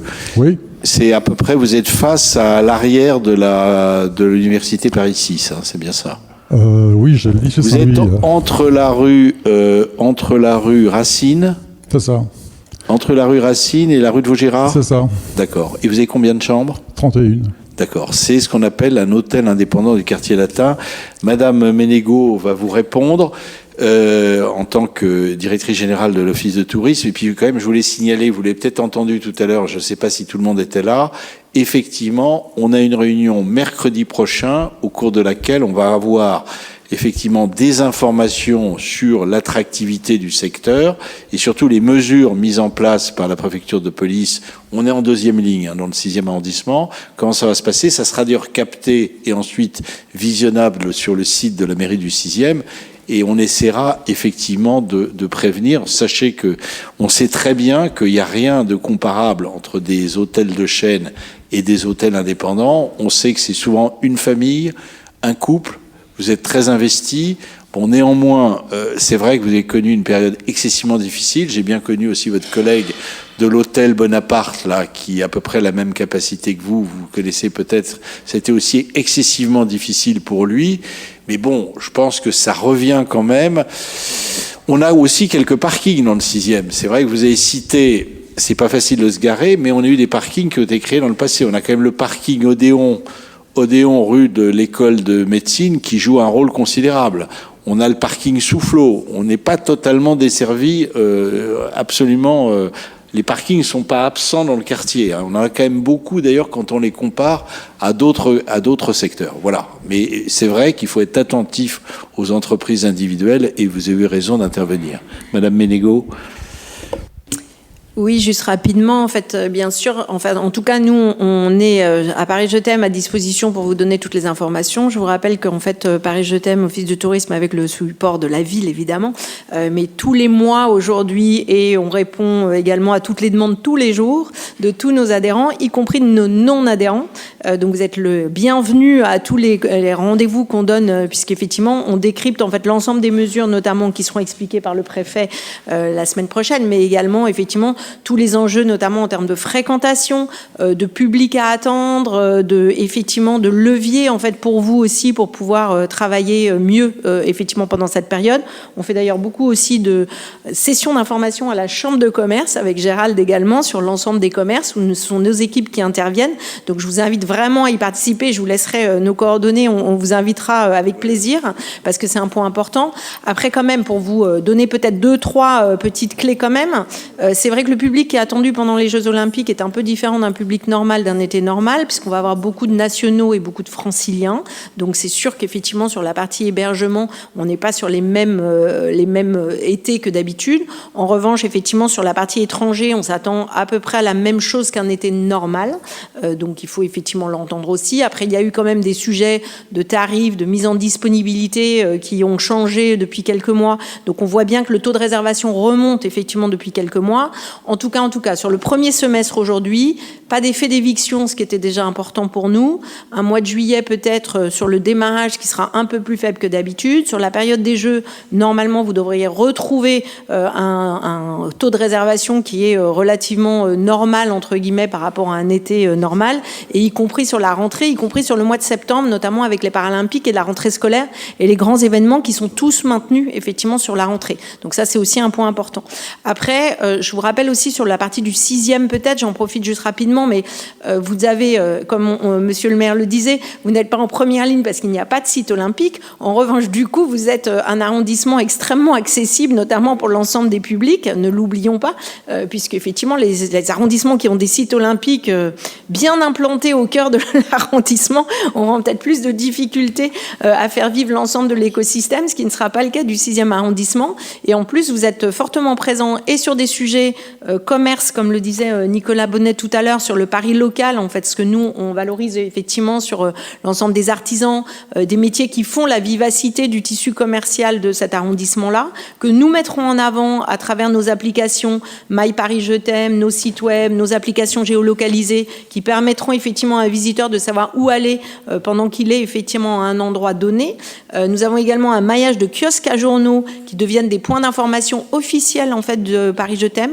Il y en aura dans le 6e, je crois qu'il y en a 1 ou 2 qui sont effectivement prévus.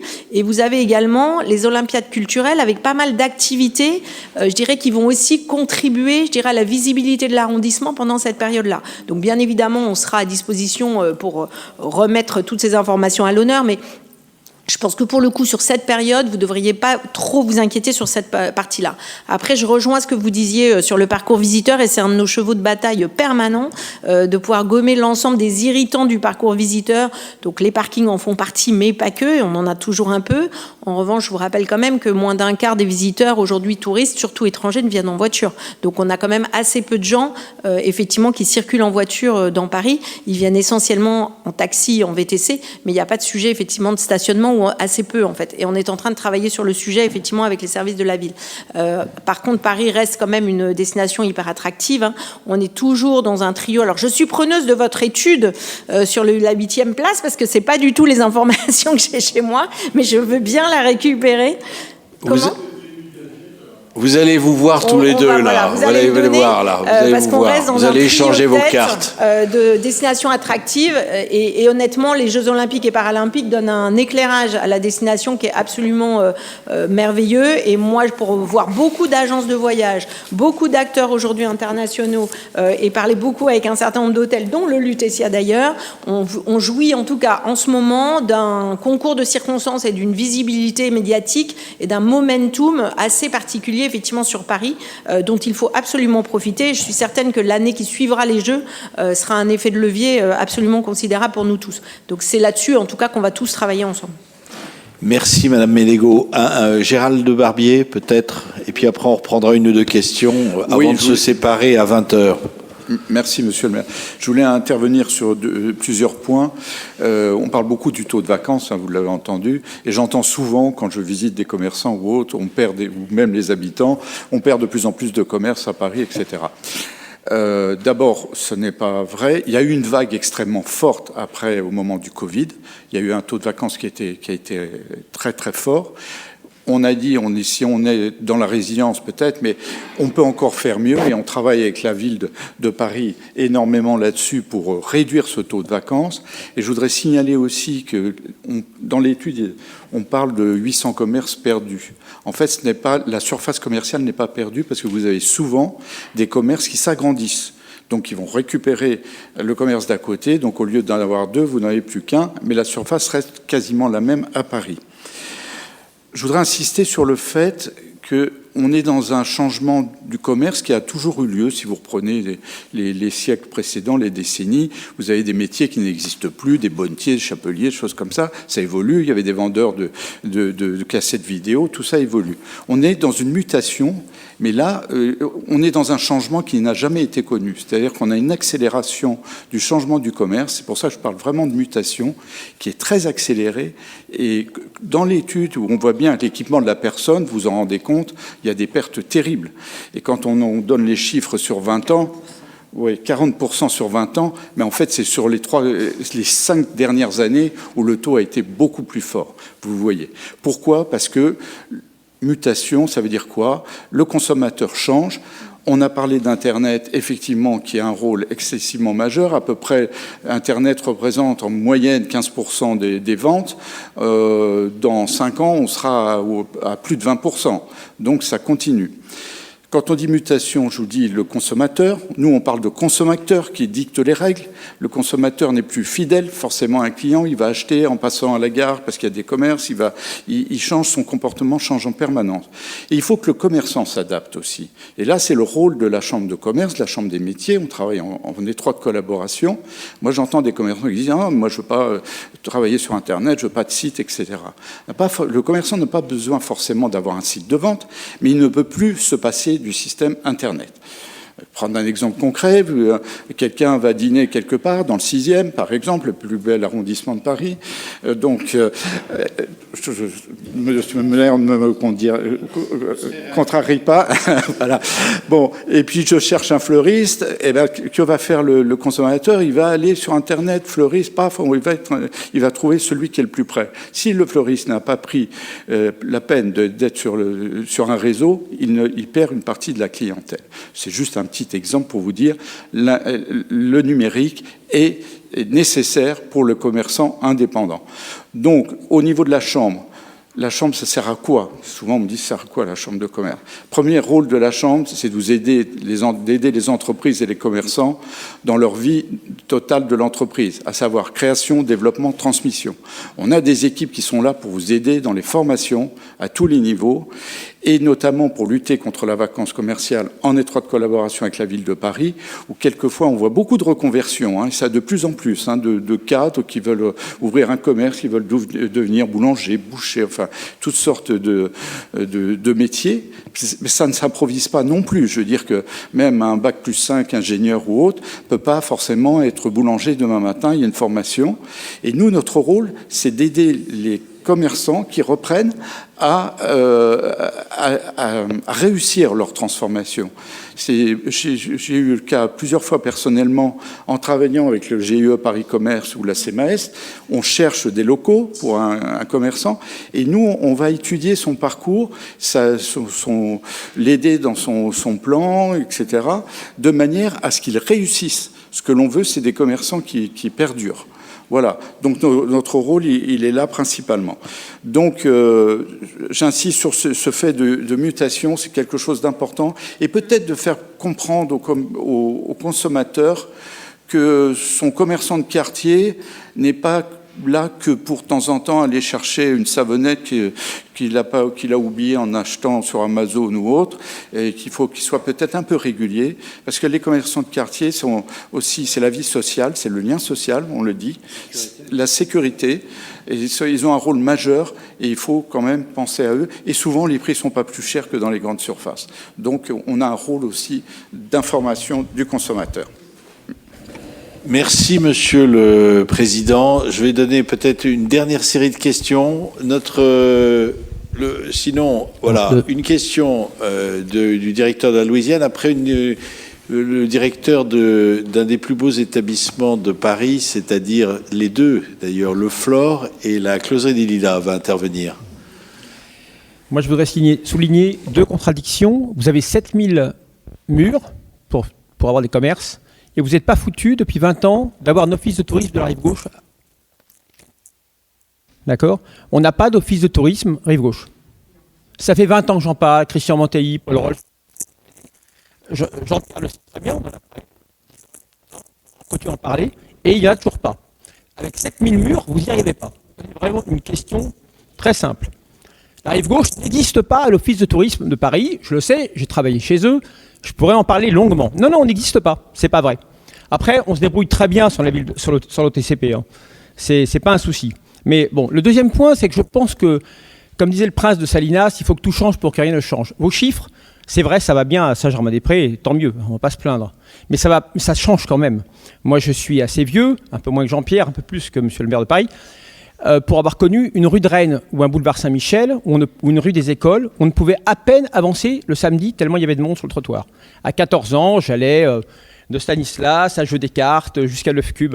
Je pense que le 6e a siphonné une partie du 5e. Je pense que Saint-Germain-des-Prés a siphonné une partie du quartier latin et qu'il y a un déplacement, je le vois très bien quand je vais dans le 5e, qui est beaucoup moins peuplé dans les rues le samedi, dimanche. Je ne sais pas s'il y a des élus du 5e ici, mais en tout cas, tant mieux pour le 6e, tant pis pour le 5e.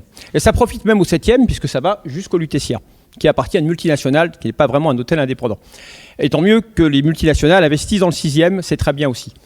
On est quand même sur un fil, parce qu'effectivement, il y a moins de monde dans les rues. Un commerce, c'est d'abord une zone de chalandise, c'est du passage. Odéon, ça va. Le croisement de la rue de Seine, la rue Bussy, ça va. Je crois que c'est même l'endroit le plus peuplé du 6e. Mais c'est pas partout pareil. Je parlais de la rue des Écoles, elle se vide. La rue de Rennes, elle se vide. Donc tout ça, c'est très ténu, ça tient pas grand-chose. Je ne crois pas que ça soit ni la ville, ni... bien sûr qu'Amazon a joué un rôle considérable dans la disparition des Fnac, des Darty. Et tout ça, ça a des conséquences. Hein. Alors, ceci dit, regardez, Boulanger qui a pris la place de H&M, c'est très bien aussi. Mais ce qui serait vraiment bien... Jean-Pierre dit toujours que la force du 6e, c'est d'avoir un tiers d'habitants, un tiers de salariés, un tiers de tourisme. Je donne aux grands auteurs leur citation. Et je crois que c'est vrai. Mais ce tourisme, il n'est pas soutenu. Je rejoins ce que disait mon collègue. Et c'est vrai qu'en ce moment, on sent d'ailleurs, assez bizarrement, alors que les JO s'approchent, une espèce de vague de froid. Parce que c'est Gaza, la guerre en Ukraine, la hausse du dollar. Enfin, on peut imaginer beaucoup de choses. Mais c'est vrai que tout ça, c'est fragile. Et ça tient sur un fil. Voilà. Donc si on pouvait avoir un jour un office de tourisme, et pourquoi pas à Saint-Germain-des-Prés, ça serait une bonne chose. Donc j'en profite aussi, parce qu'en plus on a quelques associatifs qui sont là. Pour les Jeux Olympiques, ça serait super d'avoir un village olympique dans le 6e, autour d'Odéon. Alors on pourrait mettre des grands anneaux. À Noël, qu'est-ce qu'on fait? On met des guirlandes avec des décorations. On s'est vraiment bien battu cette année pour avoir une très belle rue de Saint-André-des-Arts, rue de Bussy, rue de Seine, boulevard Saint-Germain.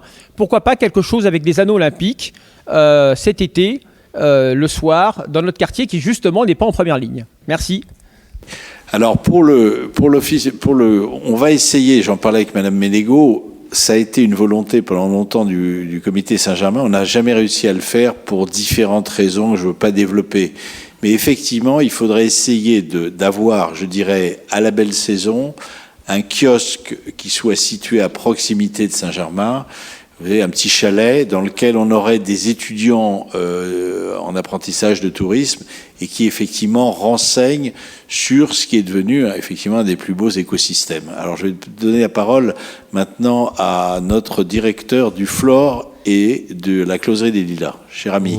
Oui, qui sont deux indépendants tenus par une famille et je suis génération, contrairement à monsieur. Moi, j'entends beaucoup de gens qui disent que Saint-Germain-des-Prés a changé. Moi, je l'ai vu changer. Et je trouve que c'est pas une fatalité, que de toute façon, la société a changé. Il faut changer avec. Je rejoins monsieur sur l'adaptation de notre métier. Il faut s'adapter. Néanmoins, ce que je trouve dommage, c'est qu'on s'extasie face aux chiffres incroyables de Paris, la ville la plus attractive, etc. Je suis pas sûr que tous les quartiers de Paris soient si attractifs que ça. Et d'où mon deuxième point, c'est je pense que Saint-Germain-des-Prés et le 6e arrondissement, on a quand même, enfin oui, plus le 6e arrondissement, on devrait avoir une place particulière, avec un traitement particulier, parce qu'on est une vitrine à travers nos commerces, comme vous l'avez dit, à travers notre culture, à travers aussi notre héritage, notre savoir de vivre. Et je rejoins monsieur dans le sens qu'on n'est pas soutenu, en tout cas, moi je vous dis le Flore, la Closerie, j'ai grandi là-bas, je suis né là-bas, etc. Et je le vois que petit à petit, on s'isole tous les uns des autres. C'est-à-dire qu'avant, oui, il y avait un comité Saint-Germain qui était actif. Là, il l'est beaucoup moins, parce qu'on sent que de toute façon, tout est devenu compliqué. Vous parliez de la voirie, je ne vais pas en parler, mais c'est très très très compliqué. Les trottoirs, nous devant le Flore, ça fait 15 jours qu'on a une tranchée ouverte. Je trouve ça scandalisant qu'on nous laisse 15 jours comme ça. C'est le Flore, c'est Paris, on a des touristes qui prennent des photos tous les jours. Alors, on s'extasie, la France est la plus belle ville, la plus attractive, mais j'ai l'impression que, en fait, on capitalise et on se projette pas. Et je rejoins sur monsieur qui expliquait la vision, le projet. Alors, je trouve ça très bien que ça parte, etc. Mais encore une fois, le projet de la ville de Paris, ça doit pas être le même projet que le 6e arrondissement à Paris, on peut pas mettre tout au même niveau parce que notre population n'est pas la même, nos consommateurs ne sont pas les mêmes. On a beaucoup de touristes qui viennent de l'étranger pour avoir des étoiles plein les yeux. Ils arrivent à Paris et ça devient compliqué parce qu'on arrive sur un autre problème, c'est la propreté. C'est devenu très compliqué. Et enfin, le dernier, et j'achève le truc, c'est qu'est-ce qu'on peut faire contre la petite délinquance ? Parce que moi, qui ai un café avec 2 terrasses ouvertes, ça devient très problématique. Ça fait un moment que ça l'est et rien ne change. La semaine dernière, j'ai des garçons de café qui ont dû prendre la place de la BAC pour ceinturer quelqu'un en attendant la police. C'est pas notre métier. On le fait parce qu'on a une responsabilité, parce que on se sent concerné, je pense, à travers notre métier, à travers l'amour qu'on y porte et à travers, je pense, le message qu'on veut passer, que la France est un beau pays et qu'on a de belles valeurs. Bah, je sais pas. Moi, je vous le dis, je trouve qu'on est de moins en moins soutenu, on est de moins en moins concernés.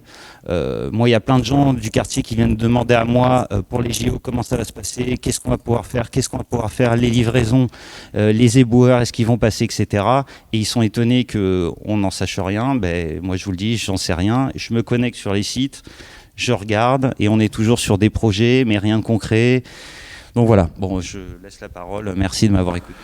Alors, merci infiniment. C'est toujours intéressant d'avoir des témoignages. Là, c'est un témoignage qui montre qu'on peut encore mieux faire, ça c'est clair. Le rendez-vous avec le préfet de police le mercredi 27 mars à 19h. C'est vrai qu'il nous dira pas tout.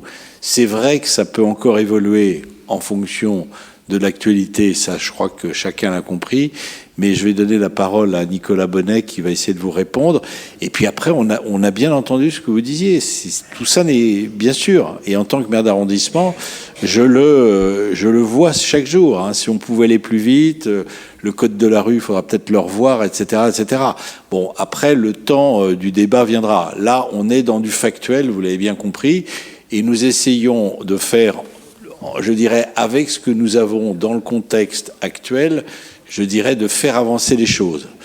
Ce qui est très important, et cela a été dit tout à l'heure, on ne l'a pas assez dit, on a aussi un écosystème avec ce qu'on a conservé de l'ancien domaine privé, c'est-à-dire les commerces culturels qui sont quand même sur le secteur Seine, Bonaparte, etc., un écosystème attractif. Il faut peut-être le faire encore davantage connaître. Et c'est ce qui fait l'âme de Saint-Germain-des-Prés. Donc on va essayer de le maintenir, mais c'est vrai que l'âme de Saint-Germain-des-Prés, il faut l'entretenir tous les jours. On a encore des progrès à faire. Je vous remercie de vos questions et de vos interventions. Moi, je suis venu pour vous écouter. En tant que nouvel adjoint, ça fait depuis le mois d'octobre que je suis adjoint au commerce, ça fait un peu plus de 6 mois maintenant. Et comme je l'ai dit, on est en élaboration de la stratégie commerciale. Et vous avez raison sur une chose essentielle que vous avez dite. Les arrondissements de Paris sont à inégalité.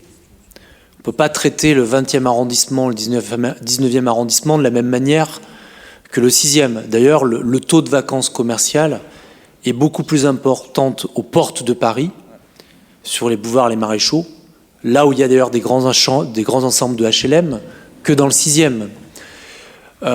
Donc la stratégie, elle est parisienne d'une manière générale, mais après, on doit avoir une stratégie par arrondissement, en tenant compte de la réalité de chaque rue. Et j'irai même un peu plus loin, et c'est pour ça qu'on a la richesse de cette étude que Mme Catenao a présentée de la Pure, c'est qu'avec la Pure, on arrive même à faire, et on peut complémenter par des entreprises comme JLL, des études de rue.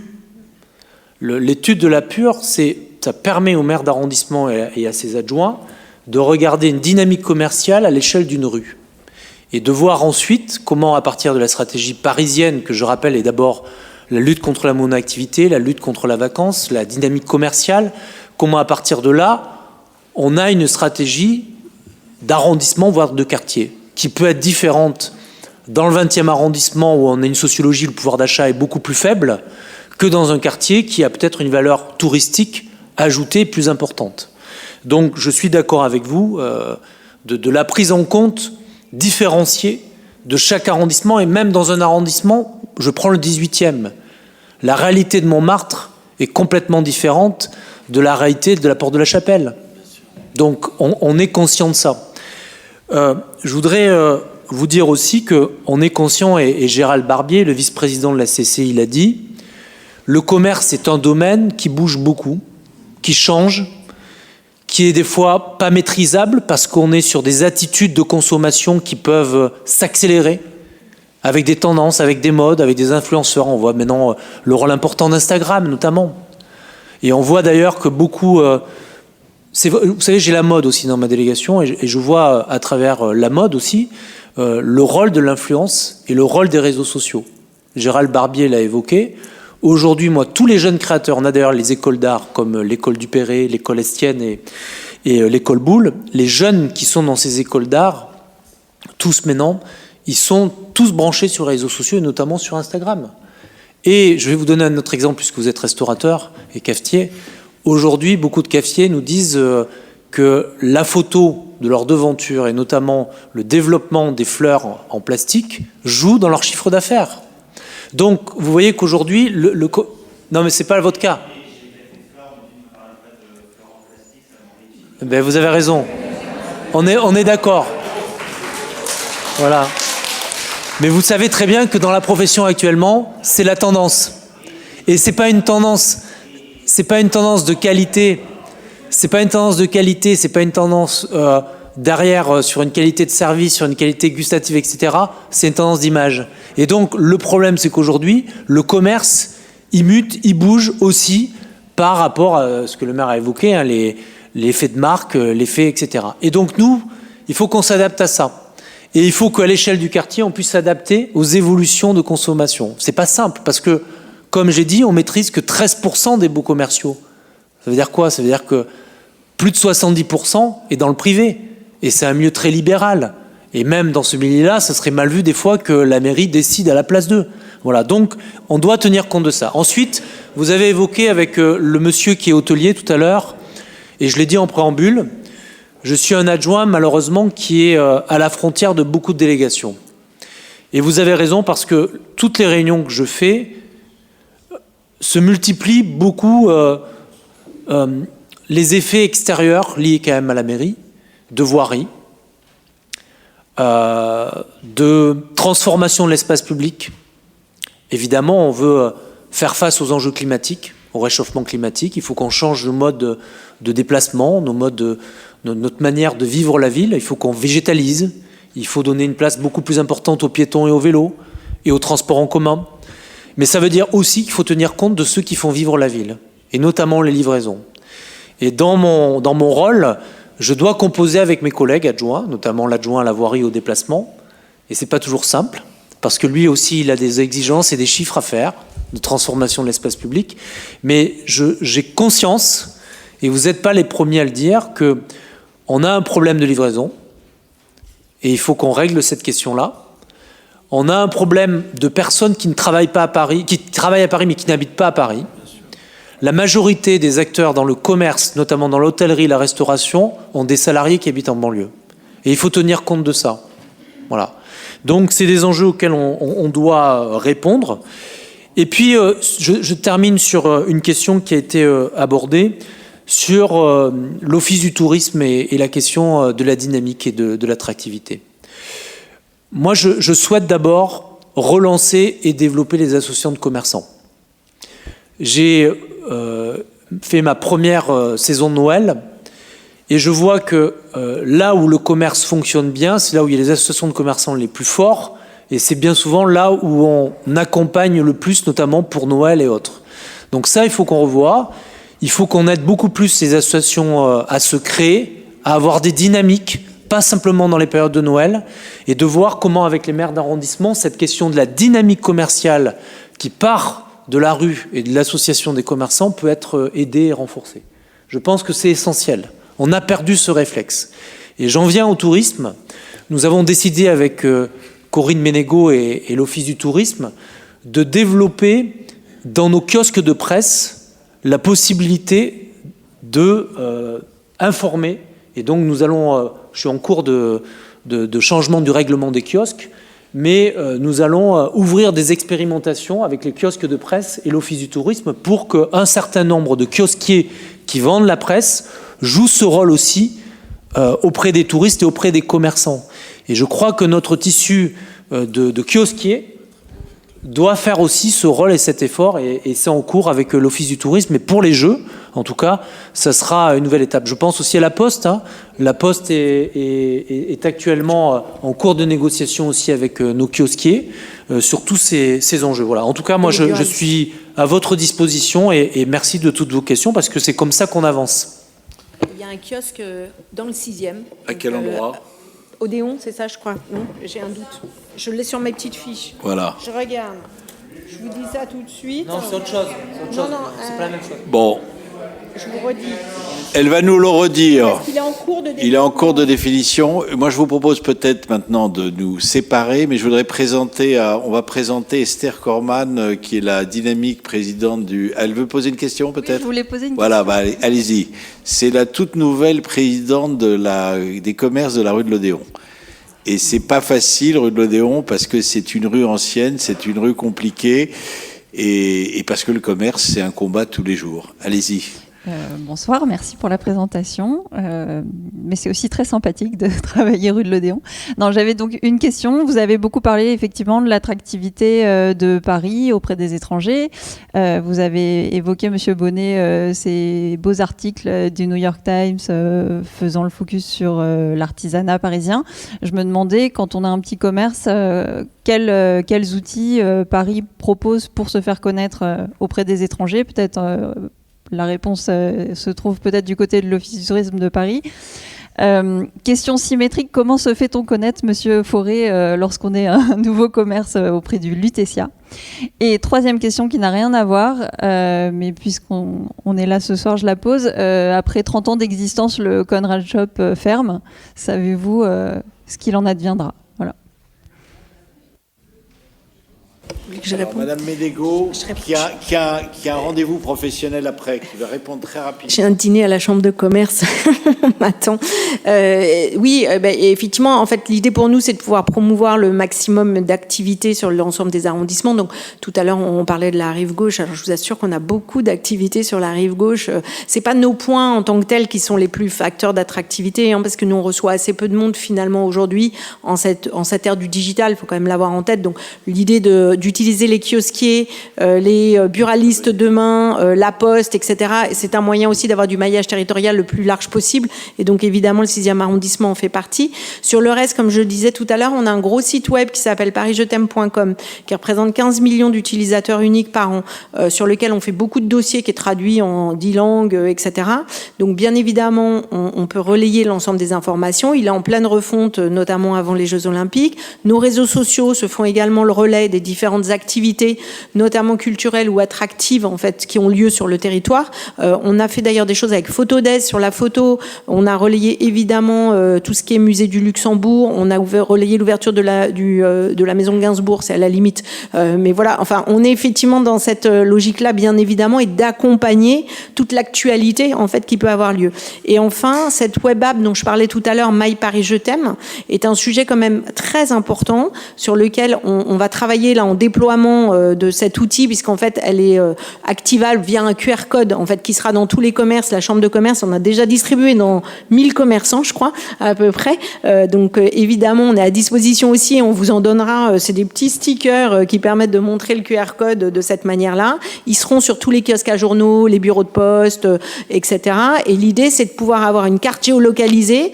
Donc, on est vraiment dans un environnement géolocalisé sur l'ensemble de l'arrondissement. Donc, quand vous êtes à un endroit précis, donc on travaille déjà d'ailleurs avec les hôtels sur ces sujets-là. Si vous êtes au Lutetia, vous pouvez voir tout ce qu'il y a autour avec un système de filtre, soit calcul d'itinéraire en fonction de là où vous voulez aller, les POI et donc l'ensemble de vos établissements qui peuvent être référencés dessus, bien évidemment, et effectivement toute l'actualité avec par exemple les concerts, l'agenda culturel, ce qui va se passer effectivement dans l'arrondissement, avec même possibilité de réserver directement vos tickets et vos billets, et en calculant l'itinéraire. Donc Paris local fait partie également des filtres importants, c'est-à-dire comment on valorise le fabriqué à Paris dont on parlait tout à l'heure. Donc cette application est vraiment un recueil important de l'ensemble des informations, et c'est là-dessus, je pense, qu'il faut qu'on travaille en collaboration pour être sûr qu'on a bien toutes les infos, parce que évidemment c'est la clé, et qu'on puisse rentrer toutes les données qui vous intéressent, et on le fera bien évidemment avec les équipes de la mairie d'arrondissement, mais avec vous tous évidemment au fur et à mesure. Et je me repermets juste un petit point, j'en parlais à monsieur le maire, mais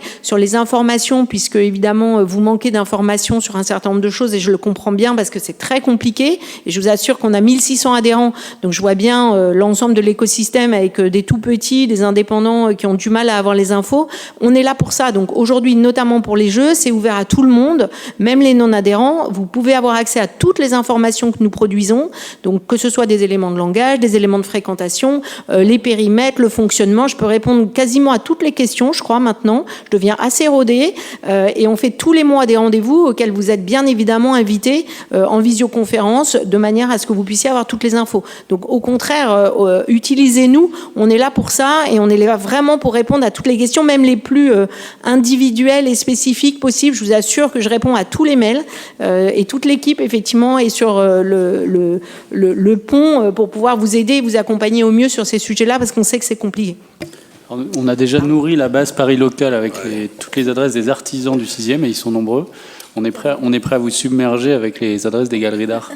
Bon, alors moi je propose de remercier Madame Ménégo, de la laisser aller dîner avec Chambre de commerce, et puis peut-être on va la faire revenir dans les prochaines semaines. On pourra peut-être avec Paul organiser, et les hôteliers, par exemple, les hôteliers indépendants. Les hôteliers indépendants, on va essayer de refaire quelque chose. Alors, Monsieur Forêt, et ensuite Nicolas Bonnet, et ensuite on plie les Gaules, comme on dit. Donc pour vous répondre, comment donner accès à la clientèle du Lutetia, la première chose, c'est via notre conciergerie. On a la chance d'avoir une loge Clé d'Or, avec Marianne Pain à sa tête, et toute son équipe de concierges, qui sont le premier accès pour nos clients pour trouver des adresses de commerce, de restaurants, de services, étant donné que nous, la typologie de notre clientèle consomme énormément de conciergerie. Donc ça, c'est la première chose et que je peux vous conseiller, c'est vous rapprocher de la loge du Lutetia. Je peux vous donner évidemment les coordonnées. La deuxième chose, nous, on a une particularité à l'angle Sèvres-Babylone. On a un espace pop-up store également qu'on met à disposition de différents acteurs. Sur les fêtes de fin d'année, on avait créé la librairie disquaire Rupture Rive Gauche, qui était présente rue de Verbois dans le 3e et qui a décidé pendant 3 mois de s'installer chez nous. Actuellement, on a une galerie d'art. D'ici peu, on va avoir la maison Baccarat qui va s'installer de manière temporaire parce que leur boutique ferme pour travaux, donc nous allons les accueillir chez nous. Donc on a cet espace qu'on met à disposition pour pouvoir avoir également une vitrine culturelle et artisanale. Et enfin, selon votre activité, il y a également la possibilité de vous rapprocher de notre service des achats, parce qu'on met à disposition de nos clients un certain nombre d'articles. Je prends par exemple les peluches. C'est quelque chose qui était fabriqué très très loin en Asie jusqu'à quelques années. On a décidé de relocaliser la production. On travaille maintenant avec une marque parisienne, la Pelucherie, donc qui est basée dans le 16e, qui fabrique en Italie du Nord. On travaille maintenant également pour nos bougies avec des artisans locaux. Voilà, donc on a cette volonté, selon votre activité, de pouvoir intégrer ça pour l'expérience de nos clients. Voilà. Merci Monsieur Forêt, merci infiniment. Monsieur Barbier et ensuite Nicolas Bonnet. Une information très, très rapidement. À la Chambre, on réunit de manière régulière les présidents d'associations de commerçants. Je parle surtout pour Madame, là, qui a une nouvelle association. Donc, et puis s'il y a d'autres présidents ou présidentes, vous êtes les bienvenus. Tous les 2 mois, on vous réunit les diverses associations de Paris sur différentes thématiques et on est bien sûr en lien avec la mairie de Paris et on vous met également en lien avec les mairies d'arrondissement avec lesquelles on travaille sur des sujets de manière régulière et précise. Bien, je vais conclure. D'abord, je vous félicite, Madame, parce que partout où je vais dans les arrondissements, on voit des associations qui disparaissent de commerçants parce que déjà, c'est pas simple d'ouvrir et de tenir un commerce, de le faire vivre, mais en plus s'occuper de la dynamique de rue avec les autres commerçants, c'est des fois pas simple non plus. Je vous dis par exemple, dans le 13e arrondissement, il n'y a plus une seule association de commerçants. Donc ça fait partie aussi de mon mandat d'essayer d'aider les maires d'arrondissement à redynamiser les associations de commerçants pour s'épauler, pour dynamiser les quartiers, pour avoir des moments de dynamique commerciale, de festivités et autres. Alors par contre, je reçois énormément de demandes de brocantes, parce que j'ai aussi ça dans ma délégation. Et les vides-greniers, les brocantes, etc., il y en a en pagaille. Alors ça passe d'abord par l'avis des maires d'arrondissement. Mais voilà, donc je vous le dis, c'est très important. Et souvent, c'est les associations de commerçants qui sont les premiers demandeurs des vides-greniers et des brocantes. On en parlera tout à l'heure si vous voulez. Je voudrais juste conclure pour vous dire notre conception pendant les Jeux Olympiques. Vous aurez une réunion précise avec le préfet sur la question des périmètres de sécurité, sur la question des livraisons, sur toutes les questions très précises. Je vous le dis quand même, nous avons eu beaucoup de réunions avec la CCI, avec la Chambre des métiers d'artisanat, et dans chaque arrondissement, la préfecture de police s'est déplacée. Donc après, il faut qu'on trouve le moyen que toutes les informations qui ont déjà été données puissent être diffusées au plus près de chaque commerce. Et ça, on a un défi à relever avec la CCI et la CMA de vraiment à ce que chaque professionnel ait toutes les bonnes informations. Mais il y a déjà beaucoup d'informations et il y a un site internet de la ville, et chaque arrondissement aussi a un peu un guide précis dans son arrondissement de ce qui se passe.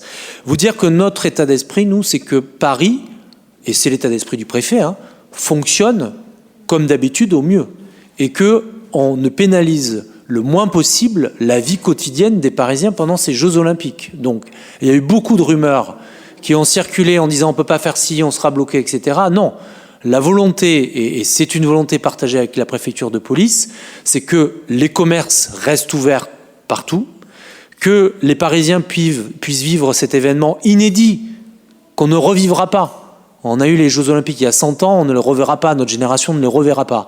Ça sera un moment de fête importante, ça sera un moment où on va recevoir le monde entier. Et concernant les commerces, je voudrais vous dire aussi que la ville de Paris a mis en place pendant cette période un centre des médias dédié à tout ce qui se passe à Paris pour accueillir la presse internationale. Vous allez avoir une presse dédiée aux épreuves, tout ce qui va se passer sur le plan sportif, mais nous, ville de Paris, nous organisons un centre des médias au Blanc-Manteau qui sera dédié exclusivement à la vie parisienne. Et dans ce centre des médias, nous allons orienter les médias internationaux, notamment sur le commerce et l'artisanat, pour qu'ils puissent visiter, pour qu'ils puissent montrer l'art de vivre à la parisienne. La majorité, alors c'est dommage parce que Corinne Ménégo est partie, mais la majorité des touristes, d'abord, seront français et européens. Et la majorité des touristes qui viendront à l'international ne viennent pas simplement pour les épreuves. Ils vont avoir pour certains simplement 1 heure ou 2 d'épreuves. Ils viennent pour Paris.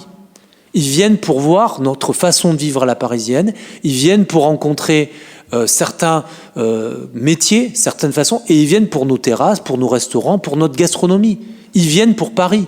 Donc, il faut qu'on soit au rendez-vous parce que avoir une ville qui est fermée, qui dit on ne peut plus rien faire, etc. Non, c'est pas pour ça que les gens viendront au JO. Les gens viennent au JO pour certains, ils auront un billet pour voir une épreuve, mais pour passer du temps dans nos rues et venir à votre rencontre. Et donc, c'est aussi pour cette raison qu'avec la maire de Paris, on a décidé, à la charge totale de la ville, c'est nous qui payons, qui accueillons, nous aurons un centre des médias dédié qui orientera, et tous les matins, il y aura une conférence de presse, il y aura des visites guidées et la possibilité de rencontrer des artisans, des commerçants dans les différents arrondissements de Paris. Voilà, en tout cas, merci de ça.